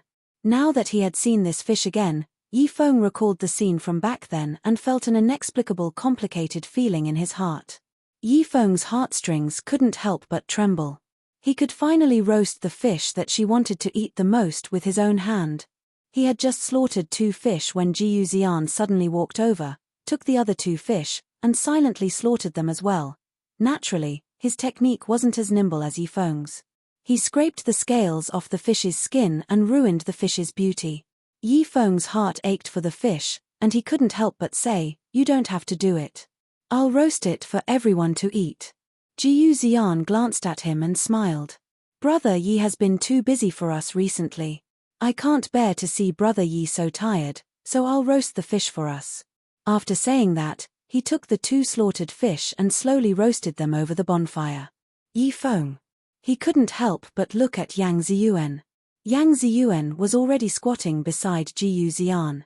Her eyes were bright as she watched him roast the fish, and her face was full of sweetness. "Xian, you're so thoughtful. I love eating the food you roast the most." Yifeng couldn't help but cut his hand in a moment of distraction. Blood flowed out and flowed onto the fish that he had just slaughtered. "This fish is dirty," he said hurriedly and threw the fish that was stained with his blood back into the sea. He stood facing the sea for a while, and when he turned back, his expression was still calm as he prepared the other fish. Although Ning Xuemo felt sorry for him in her heart, this was not the time for her to meddle in his affairs. She didn't look at Yifeng again, in case he felt even more embarrassed. For someone like Yifeng, what he wanted was never the pity of others. Yifeng and Jiyu Xian grilled the fish separately. Jiyu Xian also seemed to be holding his breath. The grilled fish was neither salty nor bland, and the control of the heat was also good. After grilling it, he handed it to Yang Ziyuan. Yang Ziyuan beamed with joy after taking a bite. This fish was much better than the bear meat. She immediately started eating in big mouthfuls, eating with great relish. Yifeng's fish was also ready. He gave it to Shinjoli and Ning Xuemo first. This time, Shinjoli did not refuse and took it. Ning Xuemo also took the one that was handed to her. The taste was unprecedentedly delicious. She gave him a thumbs up. "Yifeng, your grilling skills are comparable to that of a chef." She casually picked up the other grilled fish and walked over to Yang Ziyuan. "Ziyuan, come, try this. Is it as delicious as I said?" Yang Ziyuan was slightly stunned. Just as she was about to take it, Jiyu Xian handed her another fish. "Ziyuan, I added another seasoning to this fish. Try it and see if it's different from the previous one." Yang Ziyuan naturally wouldn't refuse him. She took it and took a bite. She nodded. "Not bad. It's delicious." She smiled apologetically at Ning Xuemo. "Xuemo, these 2 fish are enough for me. I don't need to eat anything else. You guys can eat it yourselves. Ning Xuemore was speechless. Yang Ziyuan didn't want to eat it, but she couldn't force it into her mouth. She could only take the fish and walk back. Yi Feng lowered his eyes and ate his fish. The food that was once so delicious now tasted like wax in his mouth. It turned out that the fate between him and Yang Ziyuan was so shallow that she didn't even have the chance to eat his grilled fish again. The grilled fish feast passed with everyone having their own thoughts.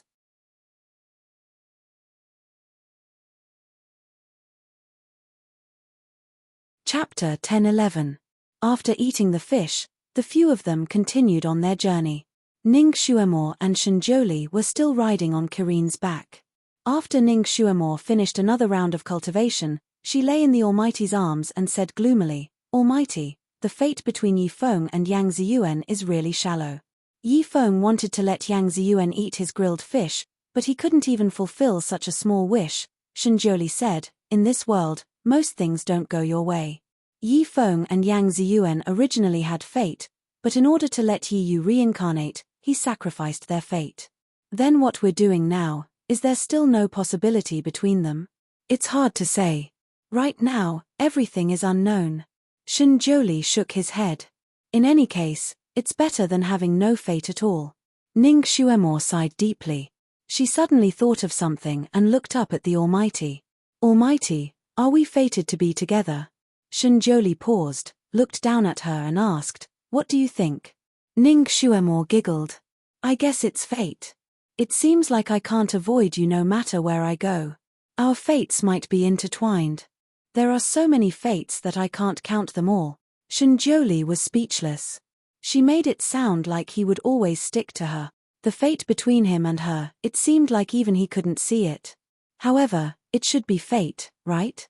When she had just transmigrated, she had asked him for help. When he was cultivating in Tianshu Mountain, no one could go up, but she had barged in and even witnessed his most embarrassing moment. Of course, since he had taken a fancy to her, even if the heavens didn't arrange fate for them, he would snatch it back even if he had to snatch it. The person that Shenjiuli wanted would never run away. "Almighty, you like me, right?" Ning Xuemore put her arms around his neck. Once she had confirmed her feelings for him, she didn't want to delay any longer. She wouldn't try to resist him either. Fate was a very mysterious thing. Once fate came, one had to grasp it properly and not let it slip away. Opportunities were like this, and so was fate. Therefore, Ning Xuemore wanted to confirm it. Shenjiuli twirled the hair on her temples with his hand. "Do you still need to ask?" If he didn't like her, he wouldn't have followed her every step like he was her follower. This was the first time he had stared at someone so closely. "Then when are you going to marry me?" Ning Xuemore's eyes sparkled. Shenjiuli's fingers, which were twining her hair, paused slightly. His eyes were deep. "Why do you ask this?" Ning Xuemore raised her eyebrows. "Since the two of you are in love with each other, you should naturally get married. Let's have a couple and return home together.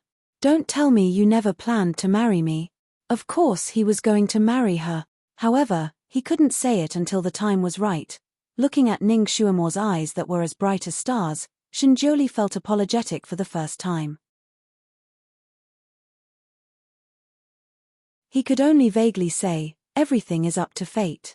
"All right, you should practice and level up quickly." Ning Xuemore wasn't so easily fooled. "Up to fate? This is too general and too official. I want a precise answer." She thought for a while and suddenly thought of something. She narrowed her eyes and looked at him.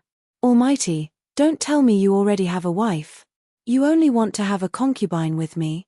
She suddenly realized that her understanding of the Almighty was still very shallow.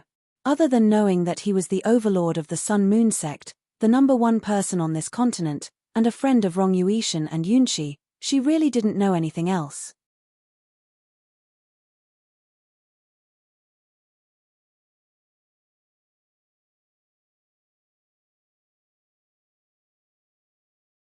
Could it be that he was just teasing her because he found her fun? Naturally, Shenjiuli could tell that she didn't look good, but he could only pretend that he didn't see it. He urged her, "All right, let's stop chatting. You should practice martial arts." Ning Xuemor's heart was burning with anger. She turned over and sat up in his arms, but she didn't want to meditate. She swung her small feet on Kirin's body. I don't want to practice martial arts today. She ignored Shinjoli and only chatted with Kirin. Kirin was originally depressed because it couldn't get a word in, but now that Ning Xuemor was talking to it, it was naturally happy. It was a talkative creature. If Ning Xuemor asked one question, it could answer 10 questions. One person and one beast chatted, so it wasn't boring.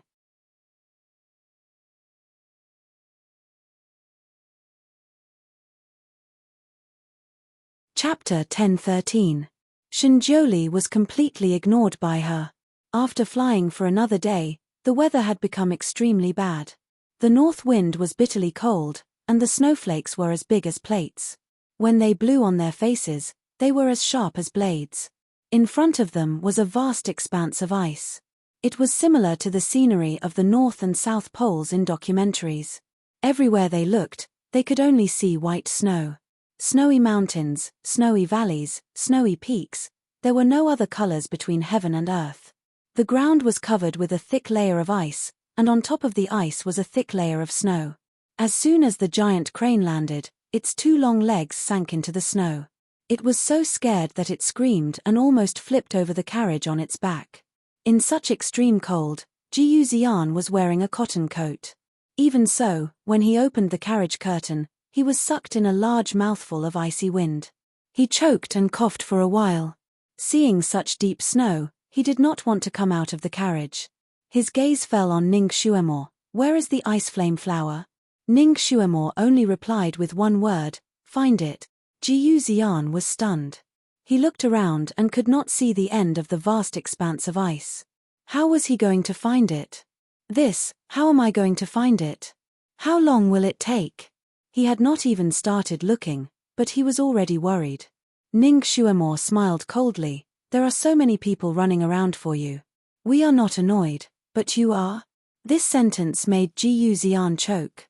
At this time, he knew that his life was in the other party's hands. This girl was not someone he could offend. He said embarrassedly, Madam Ning, you misunderstood. I feel bad for causing everyone to suffer in the cold. Since you feel bad, then stop talking nonsense. Ning Xuemor was still angry and did not want to listen to his nonsense. As expected, Jiyu Xian did not dare to say anything. He felt that Madam Ning's anger today was too big. He could not help but look at Han Shanyu. This Mr. Han had been standing there the whole time, not saying a word. As for his expression, his skill was too shallow. He couldn't even see his face clearly, so how could he tell? Xuemor, what are the characteristics of this ice flame flower? Now that we understand its characteristics, it will be easier for us to find it. Yang Ziyuan popped her head out. Ning Xuemor naturally didn't want to embarrass Yang Ziyuan. The flower of ice flame, as its name suggests, grows in volcanic areas on the ice field. Let's look for volcanic areas. Yang Ziyuan was confused. She didn't know anything about this. She could not help but look at Jiyu Xian. Jiyu Xian was also confused. What kind of volcanic area is this? How can I tell? Yi Feng was, after all, a knowledgeable person. He nodded slightly. There must be geothermal heat in volcanic areas. The ice layer will be thin, and there will be surging sea currents. We can follow this clue. Then how do we find the undercurrent? Jiyu Xian asked. I can hear the sound of underground currents within a few miles. Yi Feng answered. Since that's the case, let's split up. It'll be faster this way. Ning Xuemor immediately made a decision. They split up the teams. She was naturally in the same group as the great god. Jiyu Xian, Yang Ziyuan, and Yi Feng were in the same group. Because Jiyu Xian was severely lacking in telekinesis, his qigong was greatly reduced. It was inconvenient for him to walk in the knee-deep snow, and he would be a burden to everyone. Therefore, Ning Xuemor used her wood telekinesis to create a wooden raft that could slide in the snow. She had Kirin pull it. That group was naturally led by Yi Feng. Ning Xuemor and Kirin had telepathy. This way, No matter who found the ice flame flower first, they would be able to quickly notify the other.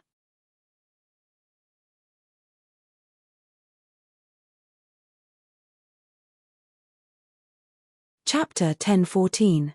Although Ningxuamore didn't have any experience of living in the ice field, she had at least watched movies like The Vertical Line about adventures in the North and South Poles, so she still had some knowledge. She told them to pay attention to dangerous places like snow holes and crevices. Naturally, they also had to pay attention to avalanches. She knew that Karine wasn't very reliable in this aspect, so she simply told Yifeng about her experience and told him everything she could think of. Yifeng noted it down one by one. Shenjiuli listened faintly at the side and said after a moment, "So you're so long-winded too." She was really attentive to her friends. Ningxuamore ignored him for the whole day and still didn't want to talk to him, so she pretended not to hear Shenjiuli's words. After a few more words, Shenjiuli finally lost his patience and pulled her hand to leave. "If you continue to be long-winded, I'll leave." Heaven and earth were vast, and the whole world was silvery white. The surroundings were very quiet, as if all sounds were swallowed by the thick snow. A pair of beautiful people in white walked together with the wind. Wherever the two of them passed, the snow was forcefully blown away by the wind, creating a path. Extremely far away, it was still a vast expanse of white, but behind them, there was a perfectly straight path. The scene was very spectacular and beautiful, but if one looked closely, one side seemed to be forced. "Let go. I can walk on my own." Ningxuamore pulled her hand away. The Almighty had been holding her hand too tightly, so it hurt a little. Shenjiuli raised his eyebrows. "You can walk on your own?" Ningxuamore raised her head. "Of course, my psychokinesis has reached Earth rank level 4. Before she could finish her sentence, she felt Shenjiuli let go of her hand. She reacted quickly and tried to land on the ground lightly. However, she did not expect her body to sink and fall into the thick layer of snow. The bone-piercing chill instantly spread through her limbs. Ningxuamore was agitated and jumped up, but she couldn't get out. Her feet seemed to be sucked in by something. The fire psychokinesis in his body automatically revolved, dispelling some of the chill. When she turned back to look at the Almighty, he was still floating in the air with his clothes fluttering in the wind. Anger welled up in her, but before she could explode, she heard the Almighty say, "The Tianquan snow here is rich in spiritual energy. It absorbs everything with spiritual energy. If you want to leave by yourself, you have to absorb all the spiritual energy here." Ningxuamore. "Guru, how wide is this Tianquan snow?" Shenjiuli's voice was still as light as flowing water, but Ningxuamore could hear the hint of a smile in his voice. "It's not wide, only about 10 miles in radius." Ningxuamore, "Within a radius of 10 miles? Ningxuamore, "Guru, how long will it take for me to absorb all the spiritual power here?" Shenjiuli said casually, "According to my estimation, you'll be able to absorb all the spiritual energy here in half a month at most, or 10 days at least." 10 days. 10 days worth of time is too long. "No, Guru, hurry up and pull me out." Shenjiuli's thin lips curved up, revealing a smile that made people feel like bathing in the spring breeze. He raised his hand and messed up her hair. The words he spat out made Ningxuamore want to smash him to death. "Xuemore, cultivate well. I believe you can walk out by yourself." Ningxuamore. She felt like she had shot herself in the foot. When did the Almighty become so two-faced? That's not right. The Almighty has always been two-faced. Although he looks like an immortal, you really can't judge a book by its cover. She was complaining in her heart when she suddenly heard Shenjiuli's voice. "Xuemore, what are you silently criticizing me for?"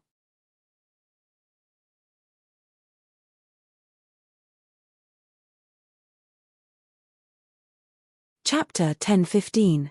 Ningxuamore's heart skipped a beat. She raised her eyebrows slightly and asked, "Did you peek into my thoughts again?" Shenjiuli's chess moves didn't stop. His movements were as smooth as flowing water. "Your thoughts are too intense. I don't want to look at them. They have already jumped in front of me." Ningxuamore was speechless.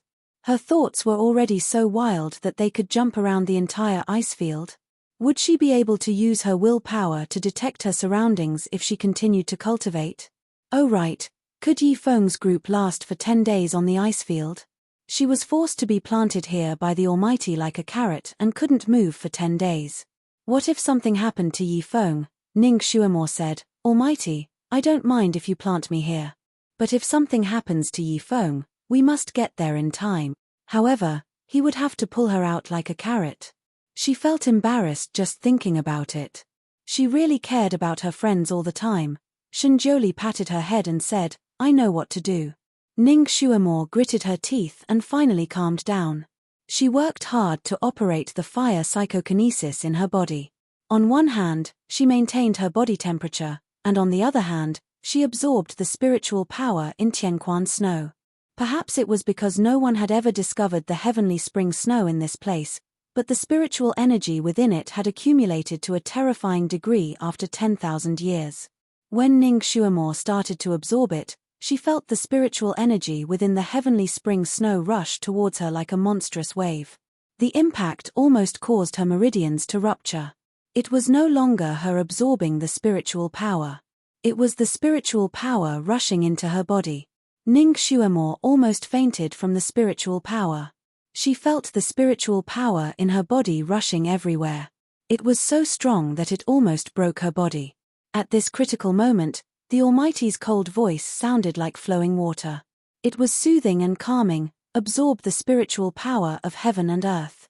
Turn real into virtual, turn virtual into real. A series of chants rang in her ears.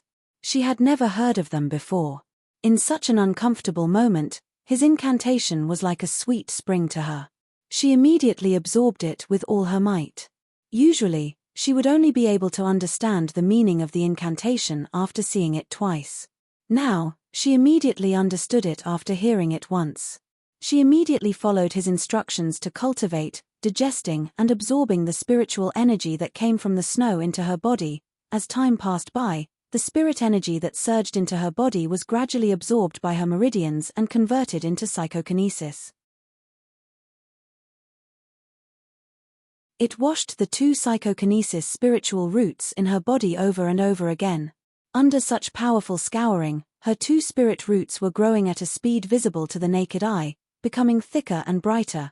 Ning Xuemore didn't dare to be distracted. Once she was distracted, she would feel dizzy from the surrounding spiritual energy. She could only focus all her energy on digesting the spiritual energy. He didn't know how much time had passed. Perhaps it was 2 days. Perhaps it was 3 days. Ning Xuemore's wood spiritual root was the first to break through the peak under the cleansing of the spiritual power, and suddenly lit up. She didn't realize it herself, but Shenjioli, who had been guarding there, clearly saw that there was a circle of green light bursting out from her body. This green light was quite strange.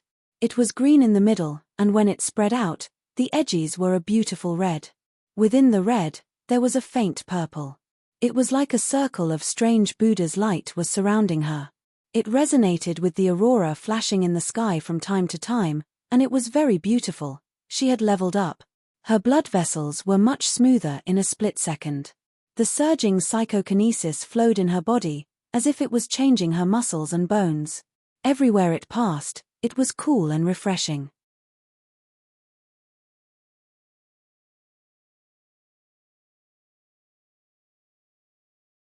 Chapter 10:16. Ning Xuemore felt as if her bones had become lighter by a few kilograms. That feeling was indescribably comfortable, as if she was floating on the clouds. Ha ha ha, she had finally reached Earth rank level 5. This was simply the speed of a rocket. It was even faster than using any cheat. At this rate, it was only a matter of time before she reached Earth rank level 6. As long as she reached Earth rank level 6, she would be able to practice the flying sword technique. If she really learned that technique, she would no longer be afraid of falling from high altitude. If she leveled up, would she be able to break free from the shackles of the snow? Ning Xuemore subconsciously took a deep breath, channeled the psychokinesis in her body, and abruptly pulled upwards. Normally, if she used this kind of skill, she would be able to jump at least 4 to 5 feet high. But now, her body only pulled upwards by a few centimeters. Originally, the surrounding snow had swallowed up her chest, But now her waist was almost exposed. Don't underestimate this level of advancement. The psychokinesis in her body flowed twice as fast as before. Originally, the psychokinesis in her body was like a small stream that flowed slowly on flat ground. Now, it was like a small river that had been injected with new water, rushing forward. Her veins were also like a river channel that had been dredged, and the capacity to absorb was stronger. Furthermore, the absorption of the spiritual energy in the surrounding snow was even faster. She originally wanted to open her eyes and look at the scenery around her, but the spiritual power in the snow didn't show any signs of stopping. Besides, her fire psychokinesis was about to rise to a peak. If she worked harder, maybe in less than 6 to 10 hours, she would be able to raise it by another level.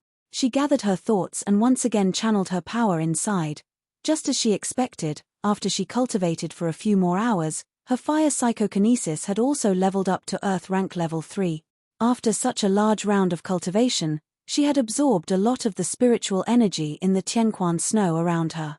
Finally, it no longer crazily rushed into her body, allowing her to take a breather. She opened her eyes and saw Shinjoli sitting not far away. Below him was a snow stool, in front of him was a snow table, and on the table was a chessboard with black and white pieces crisscrossing. She looked around again. It was still dark, and the sky was still filled with snow. She could not tell how much time had passed. It should not have been long, right? 1 day, 2 days? 2 days at most. She first contacted the little Cheline. Kirin's loud voice could be heard. Master, I've finally contacted you. Woo woo, it's been 5 days. Little Apple misses you so much. 5 days had already passed. She immediately sent a message. How are things on your side? How are the others? We did find a few volcanic areas, but we didn't find any of those flowers. That Jiu Xian is really useless. He's been curled up on the raft like a monkey on the bridge. Our daily task is to put those dry rations on him, and when that little girl is hungry, we will heat it up for her to eat. We don't do anything else. The little Chiline's resentment wasn't small. He poured out his grievances to Ning Xuemor. Obviously, everyone is busy running around for him, yet he acts like a big shot. That little girl did more than him. Ning Xuemor was not surprised. Sometimes, it was difficult to see a person's character without experiencing some things. Jiu Xian was able to maintain his gentlemanly demeanor when he was rich and luxurious. He also had the pride of a scholar. He was handsome and could play the guqin well.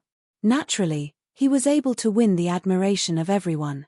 In particular, such a person could move the hearts of young ladies the most, making their hearts rise and fall with his attitude.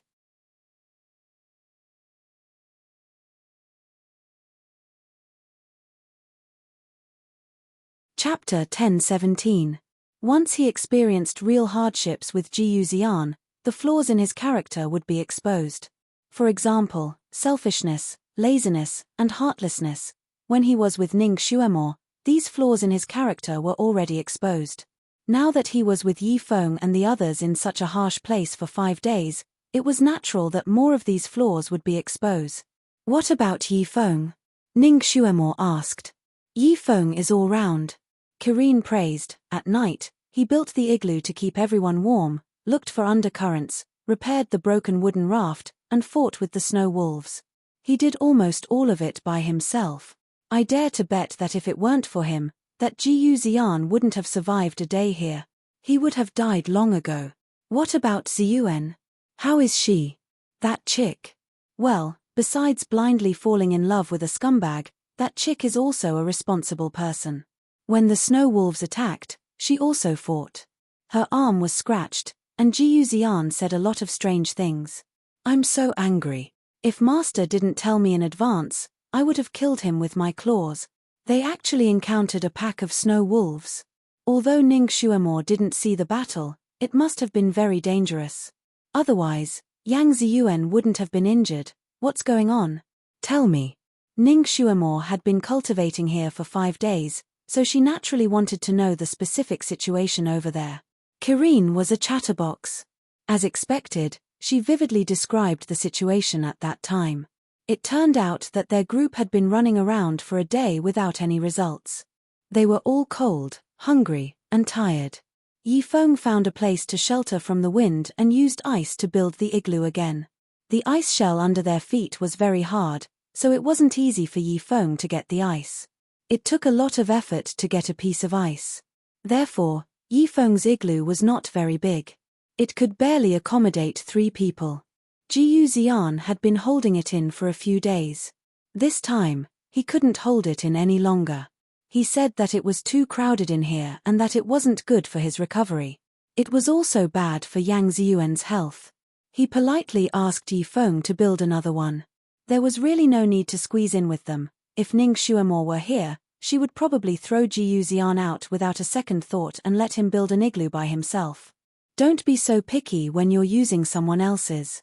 However, Yifeng always put Yang Ziyuan's wishes first. He didn't want to argue with Jiyu Xian and put Yang Ziyuan in a difficult position. Therefore, he came out quietly and endured his fatigue to build the second house. While he was busy outside, Yang Ziyuan came out of the igloo and helped Yifeng move the ice. She didn't know if it was because she couldn't bear to see him like this. Yifeng naturally didn't want her to do it. He asked her to go back and rest. Jiyu Xian also came out and said that he couldn't let brother Yi work alone.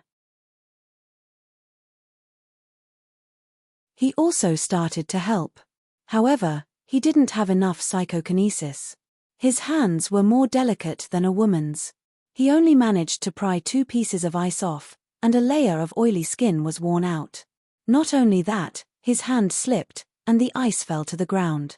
It hit his foot, causing a big bruise on the back of his foot. Yang Ziyuan felt sorry for him. She applied ointment for him and asked him to go back to the igloo to rest. Jiyu Xian stubbornly said that he wanted to go through thick and thin with Yang Ziyuan. If she didn't rest, how could a man like him rest? Yang Ziyuan had no choice but to take him to rest.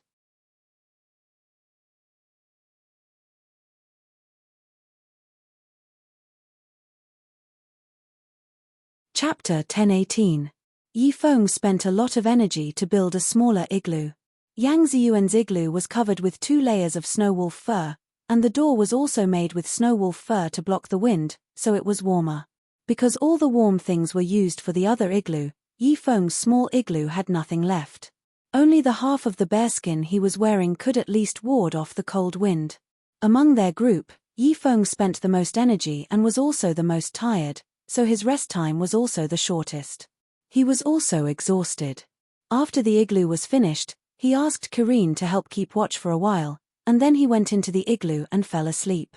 Karine pulled the wooden raft every day, so it was actually quite tired, so it fell asleep at the door of Yifeng's igloo. Although Jiyu Xian and Yang Ziyuan were always together these days, they didn't have time to be alone, so of course, they couldn't find a chance to be intimate. The igloo was transparent, so they could see the layout of each other's igloo, so every move of the 2 people in the igloo could be seen clearly. He saw that Yifeng didn't keep watch at night, but was resting, so he wanted to be intimate with Yang Ziyuan. He always felt that in the past few days, Yang Ziyuan's eyes fell on Yifeng more and more. Although she was still cold to Yifeng and gentle to him, Jiyu Xian, he had a sense of crisis that his sweetheart was about to leave him. Although Jiyu Xian made Yang Ziyuan be dead set on him with the twin life curse, he was still worried, fearing that Yang Ziyuan would suddenly wake up during this period. If that happened, then he would really lose everything. So he made up his mind and wanted to take advantage of Yifeng sleeping in the other igloo to completely take Yang Ziyuan for himself. Once a woman's body was taken over, her thoughts would only be with that person. Even if she suddenly regained her memories, she could only accept her fate. He was originally lying side by side with Yang Ziyuan on a few snow wolf skins, with a certain distance between them. Since he had this thought, he reached out and tried to hold Yang Ziyuan in his arms. Yang Ziyuan, who was originally in a daze, was woken up by his hug and kiss. She was an innocent girl who didn't know anything about relationships between men and women. Although she loved Jiyu Xian, she had never thought of having physical contact with him. Jiyu Xian's passionate kiss made her heart palpitate. Yang Ziyuan subconsciously wanted to avoid it, but since Jiyu Xian had already made up his mind, he naturally wouldn't allow her to avoid it. He coaxed her gently in her ear and took the opportunity to kiss the sensitive spots on her face. He boasted that he was talented in both literature and literature, so naturally, there were many girls who liked him. Among them, there was no lack of women who liked romantic occasions. These women were more shrewish and bold, and many of them took the initiative to throw themselves into his arms. His thinking was the thinking of men in that era, occasionally lingering in romantic occasions as a kind of elegant thing. For women who took the initiative to throw themselves into his arms on such occasions, he naturally wouldn't refuse. At most, he wasn't like other rich playboys who were not picky. When he met someone he liked, he would also choose a few pleasing and artistic women to sleep with, so he still had some means in this regard. Although he wasn't a flirting master, he still had some means to make women addicted. Yang Ziyuan was also obsessed with him because of the twin life curse. Jiyu Xian thought that he would succeed smoothly, but he forgot that Yang Ziyuan was a real virgin. She didn't understand this at all.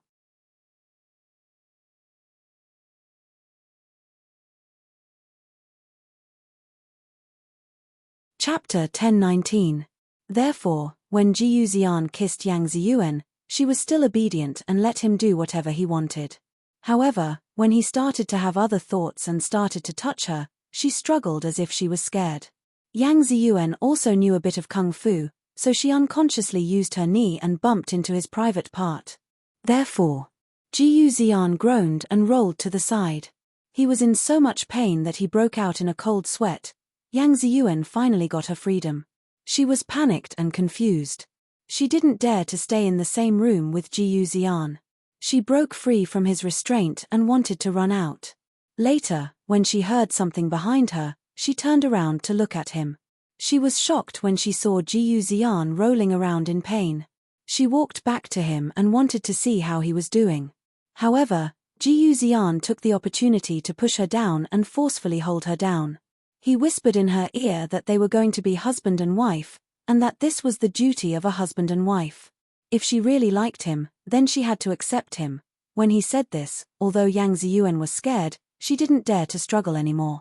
Because it was too cold, when her bearskin coat and cotton-padded jacket were taken off, she was shivering in fear and cold. She was shivering in her unlined clothes. Jiyu Xian was completely aroused by her. He half raised his body and began to take off his clothes. He took them off too quickly. After taking them off, he pressed Yang Ziyuan down on the bearskin again. Coincidentally, the commotion in his room had alarmed the little Cheline who was lying outside and taking a nap. When it saw that the situation in the igloo was not right, it immediately turned into a cat and flew over. It didn't know anything about romance, so it didn't know what Jiyu Xian wanted to do. But Ning Xuemore had told it in advance that if it saw Jiyu Xian pressing Yang Ziyuan down, and both of them were undressed, it must stop them. Now, the situation of Jiyu Xian and Yang Ziyuan was very similar to what Ning Xuemore had said. Therefore, Kirin flew in and scratched Jiyu Xian's white buttocks hard. Jiyu Xian screamed. 5 deep bloody wounds appeared on his buttocks. He couldn't help but jump up. He accidentally hit the low roof of the igloo. With a bang, a big bump appeared on his head and he almost fainted. Such a violent movement naturally woke up the sleeping Yi Feng. He opened his eyes and saw this scene. Jiyu Xian was almost naked, and Yang Ziyuan was also undressed. Even an idiot could see what had happened. Yi Feng was furious. He rushed over in a few steps and pulled Jiyu Xian over, slapping him with his palm. Fortunately, Yang Ziyuan saw that the situation was not good and shouted in time. Yi Feng's furious mind was sobered up. The slap missed and didn't kill Jiyu Xian. Although Jiyu Xian was scared badly, he was still able to justify himself when Yi Feng threw him to the ground. He said that he and Yang Ziyuan were already engaged, and if it wasn't for this accident, she would have been his wife for several days. He couldn't restrain his feelings for Yang Ziyuan, and it was understandable that he treated her like this. Yi Feng couldn't be bothered to argue with people like him. He only said coldly, "You two are still unmarried after all. If I see you bullying her again, I will directly cripple you."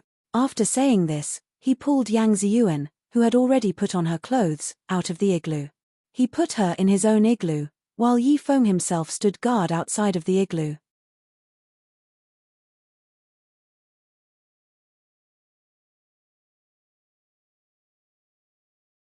Chapter 10:20.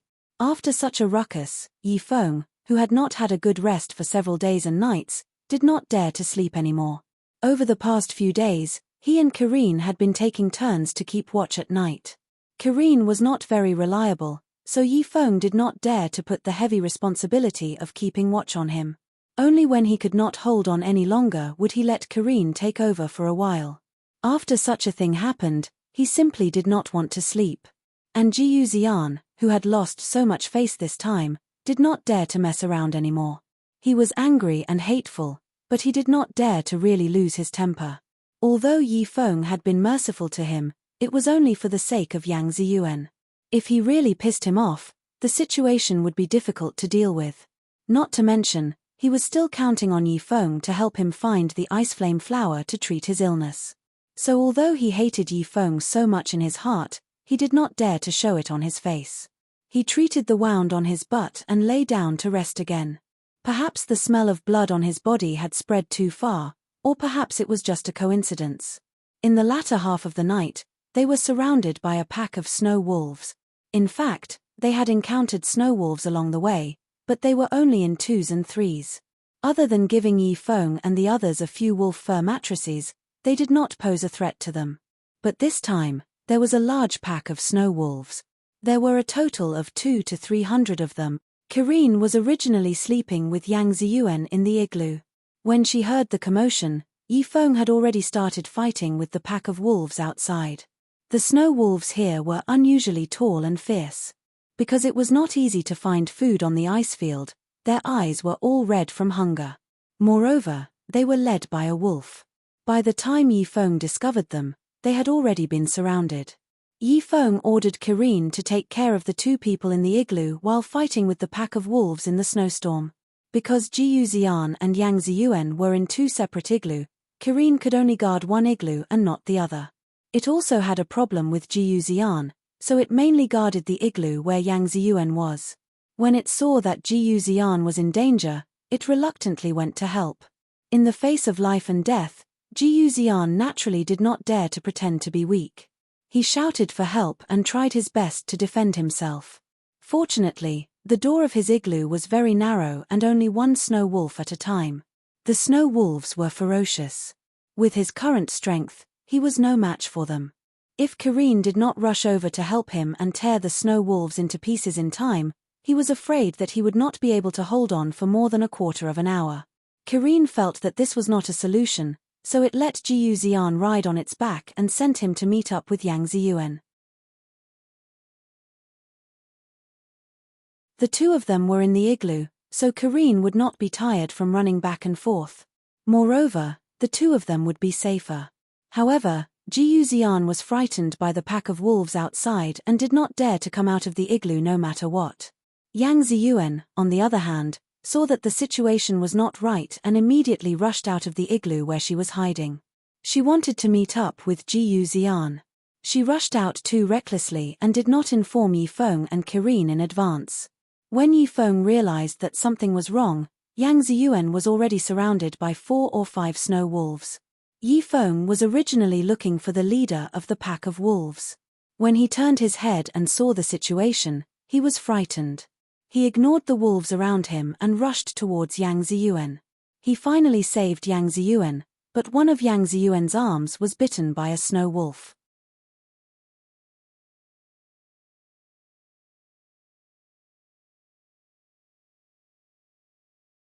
Chapter 10:21.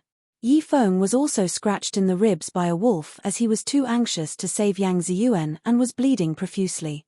Yi Feng escorted Yang Ziyuan to the igloo and met up with Jiyu Xian. When Yang Ziyuan was first in danger, Jiyu Xian saw it. He wanted to ask Karine to help, but when he saw a fierce snow wolf break into his house, he shut his mouth and let Karine fight with the wolf. He did not dare to say anything. After Karine killed the wolf in the house, he found out what happened to Yang Ziyuan. At that time, Yang Ziyuan had already been rescued by Yi Feng and was retreating. The wolves attacked them from time to time, and the 2 people were injured. Under the continuous attack of the wolves, they could not speed up their retreat. Karine was anxious and wanted to rush out to help. However, Jiyu Xian was scared out of his wits by the snow wolves. When he saw Karine about to go out to help, he was so scared that he desperately grabbed one of Karine's hind legs to stop it from going out. He said that Ziyuan was protected by Yi Feng and nothing would happen to her. Because of this delay, Yi Feng's arm was bitten by a wolf in order to protect Yang Ziyuan. Karine cursed, "Are you still a fucking man?" It kicked Jiyu Xian, who was hugging its leg, away and rushed out to help the two people. Because of Karine's help, Yi Feng and Yang Ziyuan finally arrived at the igloo. Because they came fast enough, Jiyu Xian was not bitten by the wolves that rushed in again. Yi Feng and Little Chelin joined hands and killed all the wolves in the house. Little Chelin guarded the entrance of the igloo. Whenever a snow wolf rushed over, Little Chelin would get rid of it, so they didn't encounter any danger for the time being. The three people in the house were all injured. Jiyu Xian had a gentle demeanor at this time and pulled Yang Ziyuan over to apply medicine for her wounds. Yi Feng was afraid that Yang Ziyuan's wounds would not heal easily, so he gave the bottle of medicine that Ning Xuemo gave him to Jiyu Xian and let him apply it for Yang Ziyuan. Yang Ziyuan's wounds were not small, and almost half of the bottle of medicine was used up. After Jiyu Xian bandaged Yang Ziyuan's wounds, he refused to return the bottle of medicine to Yi Feng, saying that the rest of the medicine would be used to change the dressing for Ziyuan in the future. Then, he put the bottle of medicine into his arms and threw a bottle of ordinary medicine to Yi Feng, asking him to heal himself. Yi Feng was naturally afraid that Yang Ziyuan's wounds would relapse. He had always put her safety first, so he did not object and used the ordinary medicine to heal himself. Yang Ziyuan felt sorry. She felt that Jiyu Xian's behavior was a little embarrassing and she felt sorry for Yi Feng. So she persisted in front of Jiyu Xian for once and asked Jiyu Xian to return that bottle of top-grade medicine to Yi Feng. Jiyu Xian felt that he had lost face, so he couldn't help but say a few words in a sarcastic tone, which made Karine quite angry when she heard it. He said, "Ziyuan, it's a good thing that Brother Yi is no longer your hidden guard. Otherwise, it would be considered a dereliction of duty for a hidden guard to let his master suffer such a serious injury under the protection of a hidden guard. He would be punished by his master. And everything that belongs to a hidden guard should belong to his master, including the medicine and even his life. If Brother Yi was still your hidden guard, then it would be his duty to protect you like this and give you the best medicine. You don't have to feel bad about it. Of course, Brother Yi is no longer your hidden guard, but Brother Yi has always prioritized you. If you return the medicine to him, it'll seem like you're drawing a line between you and him.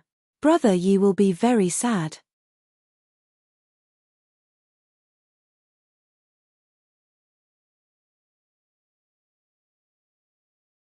Chapter 10:22. These words were said in a dignified manner, but they weren't. Yi Feng glanced at Jiyu Xian. He couldn't be bothered to argue with him, so he didn't say anything. On the other hand, Karine, who was blocking the entrance and killing the wolves, turned around and scolded, "Bullshit." Yang Ziyuan held back for a moment, then finally said, "Xian, Yi Feng's identity is now my older brother, not a hidden guard. His injuries are so serious. Normal medicine can't stop his bleeding at all. You should return the medicine so that he can recover quickly. There are still so many wolves outside. They haven't retreated yet, so who knows what they're planning." This was the first time Yi Feng heard her call him older brother. His heart trembled, and his fingers that were applying medicine trembled slightly. He didn't need to ask to know that Ning Xuemo must have told Yang Ziyuan about her past life, and Yang Ziyuan obviously trusted Ning Xuemo, so she naturally believed in that past life. Her words meant that she acknowledged him as her older brother. Ever since Yi Feng left the Sun Moon sect and came to her side, Yang Ziyuan had been even more blunt with him. When he appeared in front of her, she once pointed at his nose and told him to scram. She said that he was the person she hated the most in her life, and the person she didn't want to see the most was also him. She said that if he really wanted her best, then he shouldn't appear in front of her again. Those words were extremely hurtful, and it also caused Yi Feng to leave dejectedly. From then on, he really didn't appear in front of her again. It wasn't until her wedding that he appeared with Shinjoli and Ning Xuemo, until now. On the way here, Yang Ziyuan was still cold to him, obviously rejecting him. Even if Yi Feng sat across from her, he still felt like there was a thorn in his back. This was the first time she had spoken up for him. It was also the first time she had called him her brother. Ji Yuxian's heart was in turmoil. Just as he was about to say that he was fine and that he would keep the medicine for her, Ji Yuxian spoke again. We are now hiding in this ice house. With Kirin guarding the door, they won't be able to get in. They won't be able to take advantage of us anymore and will slowly disperse. We won't be in any danger anymore. Brother Yi can stay in the house and heal himself. There's no need to waste such a good medicine. Don't you agree, Brother Yi? When he was safe, he was very eloquent. Even he himself felt that what he said was the truth, so he became more and more confident. Although Yi Feng had willingly given the medicine to Yang Ziyuan, he still felt uncomfortable when he heard Ji Yuxian's words. He coldly glanced at Ji Yuxian, thinking that this person's character was so low. What if Ziyuan still loved him after the twin life curse was broken? Wouldn't he be wronged for the rest of his life?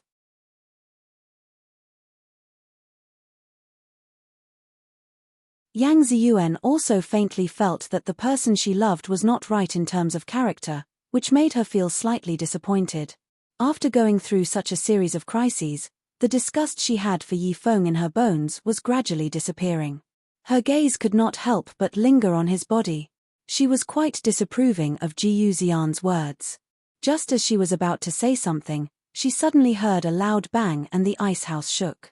Everyone looked out in surprise and found that the pack of wolves had scattered around the ice house. They were no longer blindly rushing in from the door. They were actually using their bodies to desperately hit their ice house. Because the ice house was mainly used to keep out the cold, it was not particularly sturdy. After being hit by the pack of wolves for dozens of times, it showed signs of collapsing.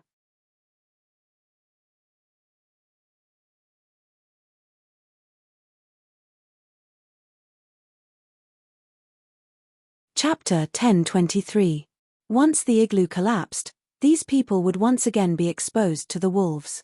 Yi Feng would be fine, but Yang Ziyuan and Ji Yuxian would most likely lose their lives. Ji Yuxian's face turned pale with fright. At this time, he no longer cared about hogging the medicine. He finally returned it to Yi Feng and said earnestly, Brother Yi, Ziyuan is right. This medicine belongs to Brother Yi, so it's better for you to use it yourself. Brother Yi, hurry up and get better. These wolves suddenly changed their tactics. It must be the Wolf King among them who is playing tricks. Brother Yi, try to kill the alpha wolf. Without a leader, the wolves will naturally retreat. Although his character was not good, his last sentence was still very reasonable. Yi Feng naturally understood this. He was looking for the alpha wolf just now. After Ji Yuxian finished speaking, Yi Feng did not respond, nor did he refuse. He applied the medicine on himself. He meditated for a moment to recover his strength. Before his wound was completely healed, he rushed out again. He left Kirin at the entrance of the igloo to protect the two people in the room. Yi Feng's kung fu was extremely powerful. Normally, these snow wolves would not be able to hurt him even if they joined forces. However, because he had not had a good rest recently and was injured, his kung fu was greatly reduced. Even so, not long after he went out, he cleared away the wolves that were ramming around the igloo, allowing Yang Ziyuan and the others to finally be temporarily safe again. Because the igloo was translucent, they could still vaguely see the scene outside from inside the igloo. Yang Ziyuan's gaze could not help but follow Yi Feng, who was fighting outside. No one knew what she was thinking. Ji Yuxian had to call her a few times before she finally reacted. This made Ji Yuxian very jealous. He gently held her in his arms again, looked into her eyes, and whispered to her.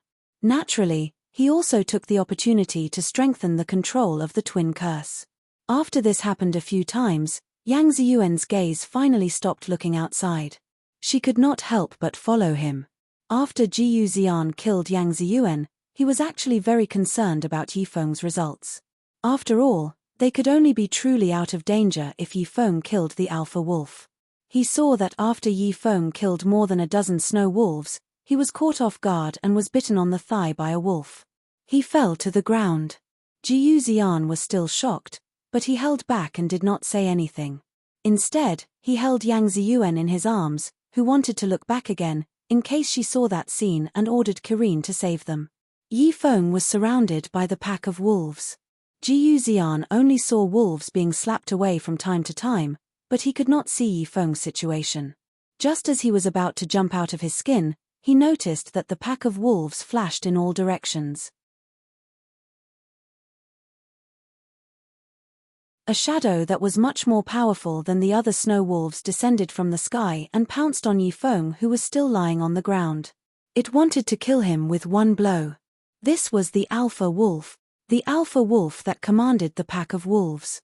Yi Feng, who was on the ground and could not get up, suddenly got up. He risked being torn apart by the pack of wolves and directly pounced on the alpha wolf. Falling to the ground just now was his trick to lure the enemy. He paid the price of an injured leg and finally succeeded in luring the alpha wolf.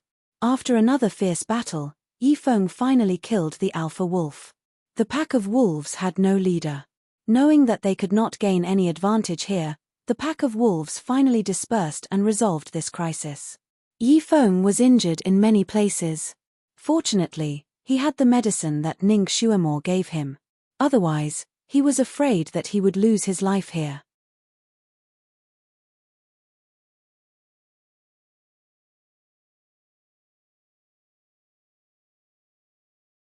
Chapter 1024. By the time Ning Xuemo got in touch with the little Chelin, the crisis had only been resolved for 4 hours. Kirin told Ning Xuemo about what had happened over the past few days. After half an hour, Ning Xuemo finally understood the situation over there. Jiyu Xian's behavior was also within her expectations. Ning Xuemo already knew his character, so she just sneered back and then told Kirin to keep an eye on those two people. She must not let Jiyu Xian take advantage of Yang Ziyuan again. Originally, Ning Xuemo had an idea. If Yang Ziyuan still loved that man blindly after the twin curse was broken, then she would fulfill their wish and let them fly together. But after this series of events, she completely understood the nature of this child Jiyu. He was a standard scumbag. So Ning Xuemo secretly made up her mind. If it really came to that, she would get rid of this scumbag and let Yang Ziyuan completely give up on him. She would rather let Yang Ziyuan hate her in the future than watch her jump into the fire pit. She asked a few people about the current situation. The crisis over there had been resolved, and Yi Feng was recuperating. Jiyu Xian probably felt guilty, or maybe he knew that he absolutely could not leave Yi Feng, so he also took the initiative to go outside to peel the wolf skin and roast the wolf meat so that everyone could recover their strength as soon as possible. Overall, it was peaceful over there now. According to Kirin, Yi Feng had already planned his itinerary for tomorrow. He was prepared to go to the southeast of the ice field to take a look, because he had already noticed that the ice flow there seemed to be a little strange. According to his judgment, there should be a large volcanic belt over there. Ning Xuemo finally felt relieved. Just as she was about to interrupt the conversation with Kirin, she was caught off guard by Kirin's question, which made her feel embarrassed. "Master, these days you and the great god have also searched a lot of places, right? Did you find any clues?" Ning Xuemo looked at the snow around her. She was too embarrassed to say that she had been planting radishes here these days, so she said vaguely, "Well, I'm looking for it, but I haven't found anything yet." She temporarily stopped the telepathic communication and turned to look at Shenjiuli. He was shocked when he saw that Shenjiuli was nowhere to be seen. Did he abandon her and leave? Impossible, right? Or was he invisible? Did he want her to be anxious? Was he that bored? Ning Xuemo was a little angry with him, so she didn't pay much attention to him these days. When he spoke to her, she would try her best not to respond. In addition, she had to constantly absorb the spiritual energy of the spirit spring snow, so she had no time to talk to him. In the past few days, he had not spoken more than 10 sentences to him. Every time she opened her eyes to look at him in between training, he was playing chess with himself.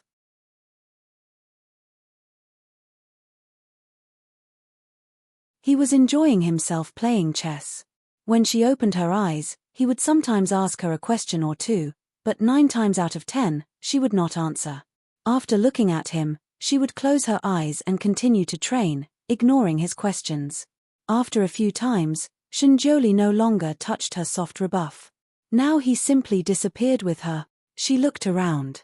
There was a lot of snowstorms on the ice field. The wind was biting cold and the snowflakes were dancing in the air. Only the large piece of snow where Ning Shuamore was at did not have any movement. It was very peaceful and quiet, as if it was an oasis in the desert where people could breathe. The reason for this situation should be because of this mysterious spirit spring snow.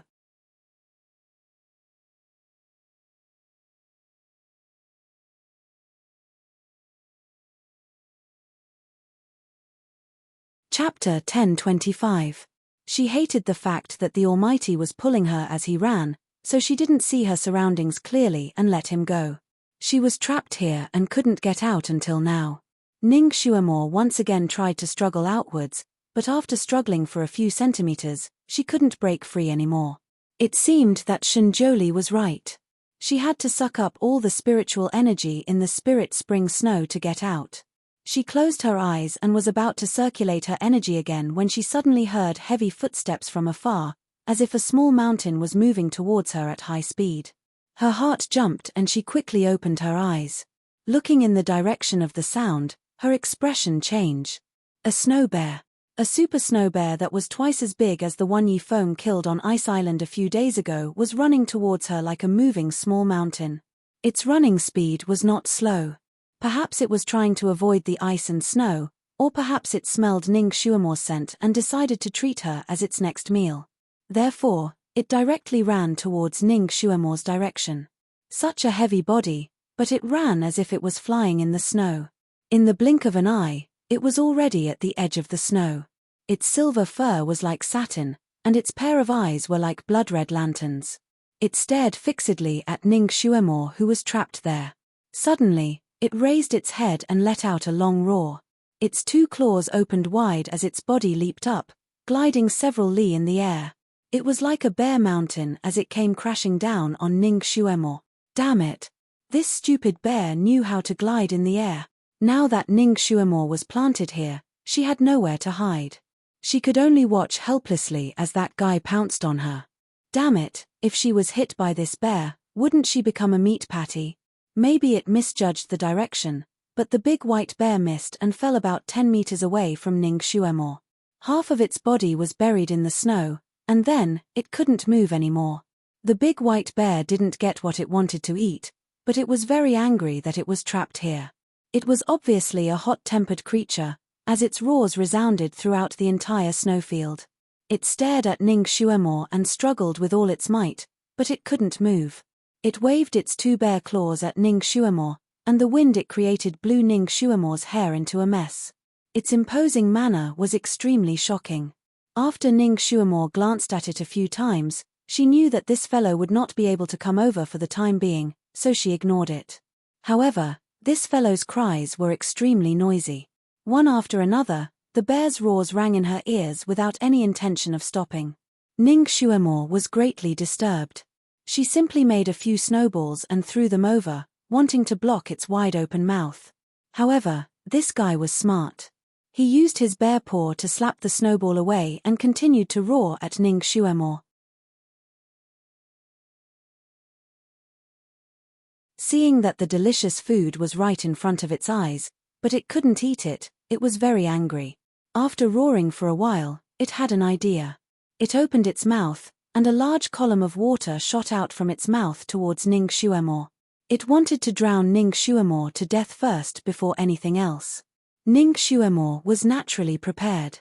She raised her hand and quickly weaved a green shield in front of her, blocking the stinky water column. The water column was quite powerful, and Ning Shuamore's arm was numb from the impact. A sharp light flashed in her eyes. If she didn't kill this bear now, she was afraid that she wouldn't be able to rest until she got away. Therefore, after blocking this water column, she simply opened her hand, and countless green wooden awls condensed in her palm. She then waved her hand, and the awls scattered like flowers from a celestial maiden, flying towards Big White, who was also trapped and unable to move. You're tuning in to the Dreamy Chapters YouTube channel. We're so grateful for your support, and don't forget to subscribe to join us on this incredible journey through captivating stories. Your generosity through donations truly makes a world of difference, as it's the primary source of revenue that allows me to expand and enhance this channel for you. Thank you from the bottom of my heart for being a part of this adventure.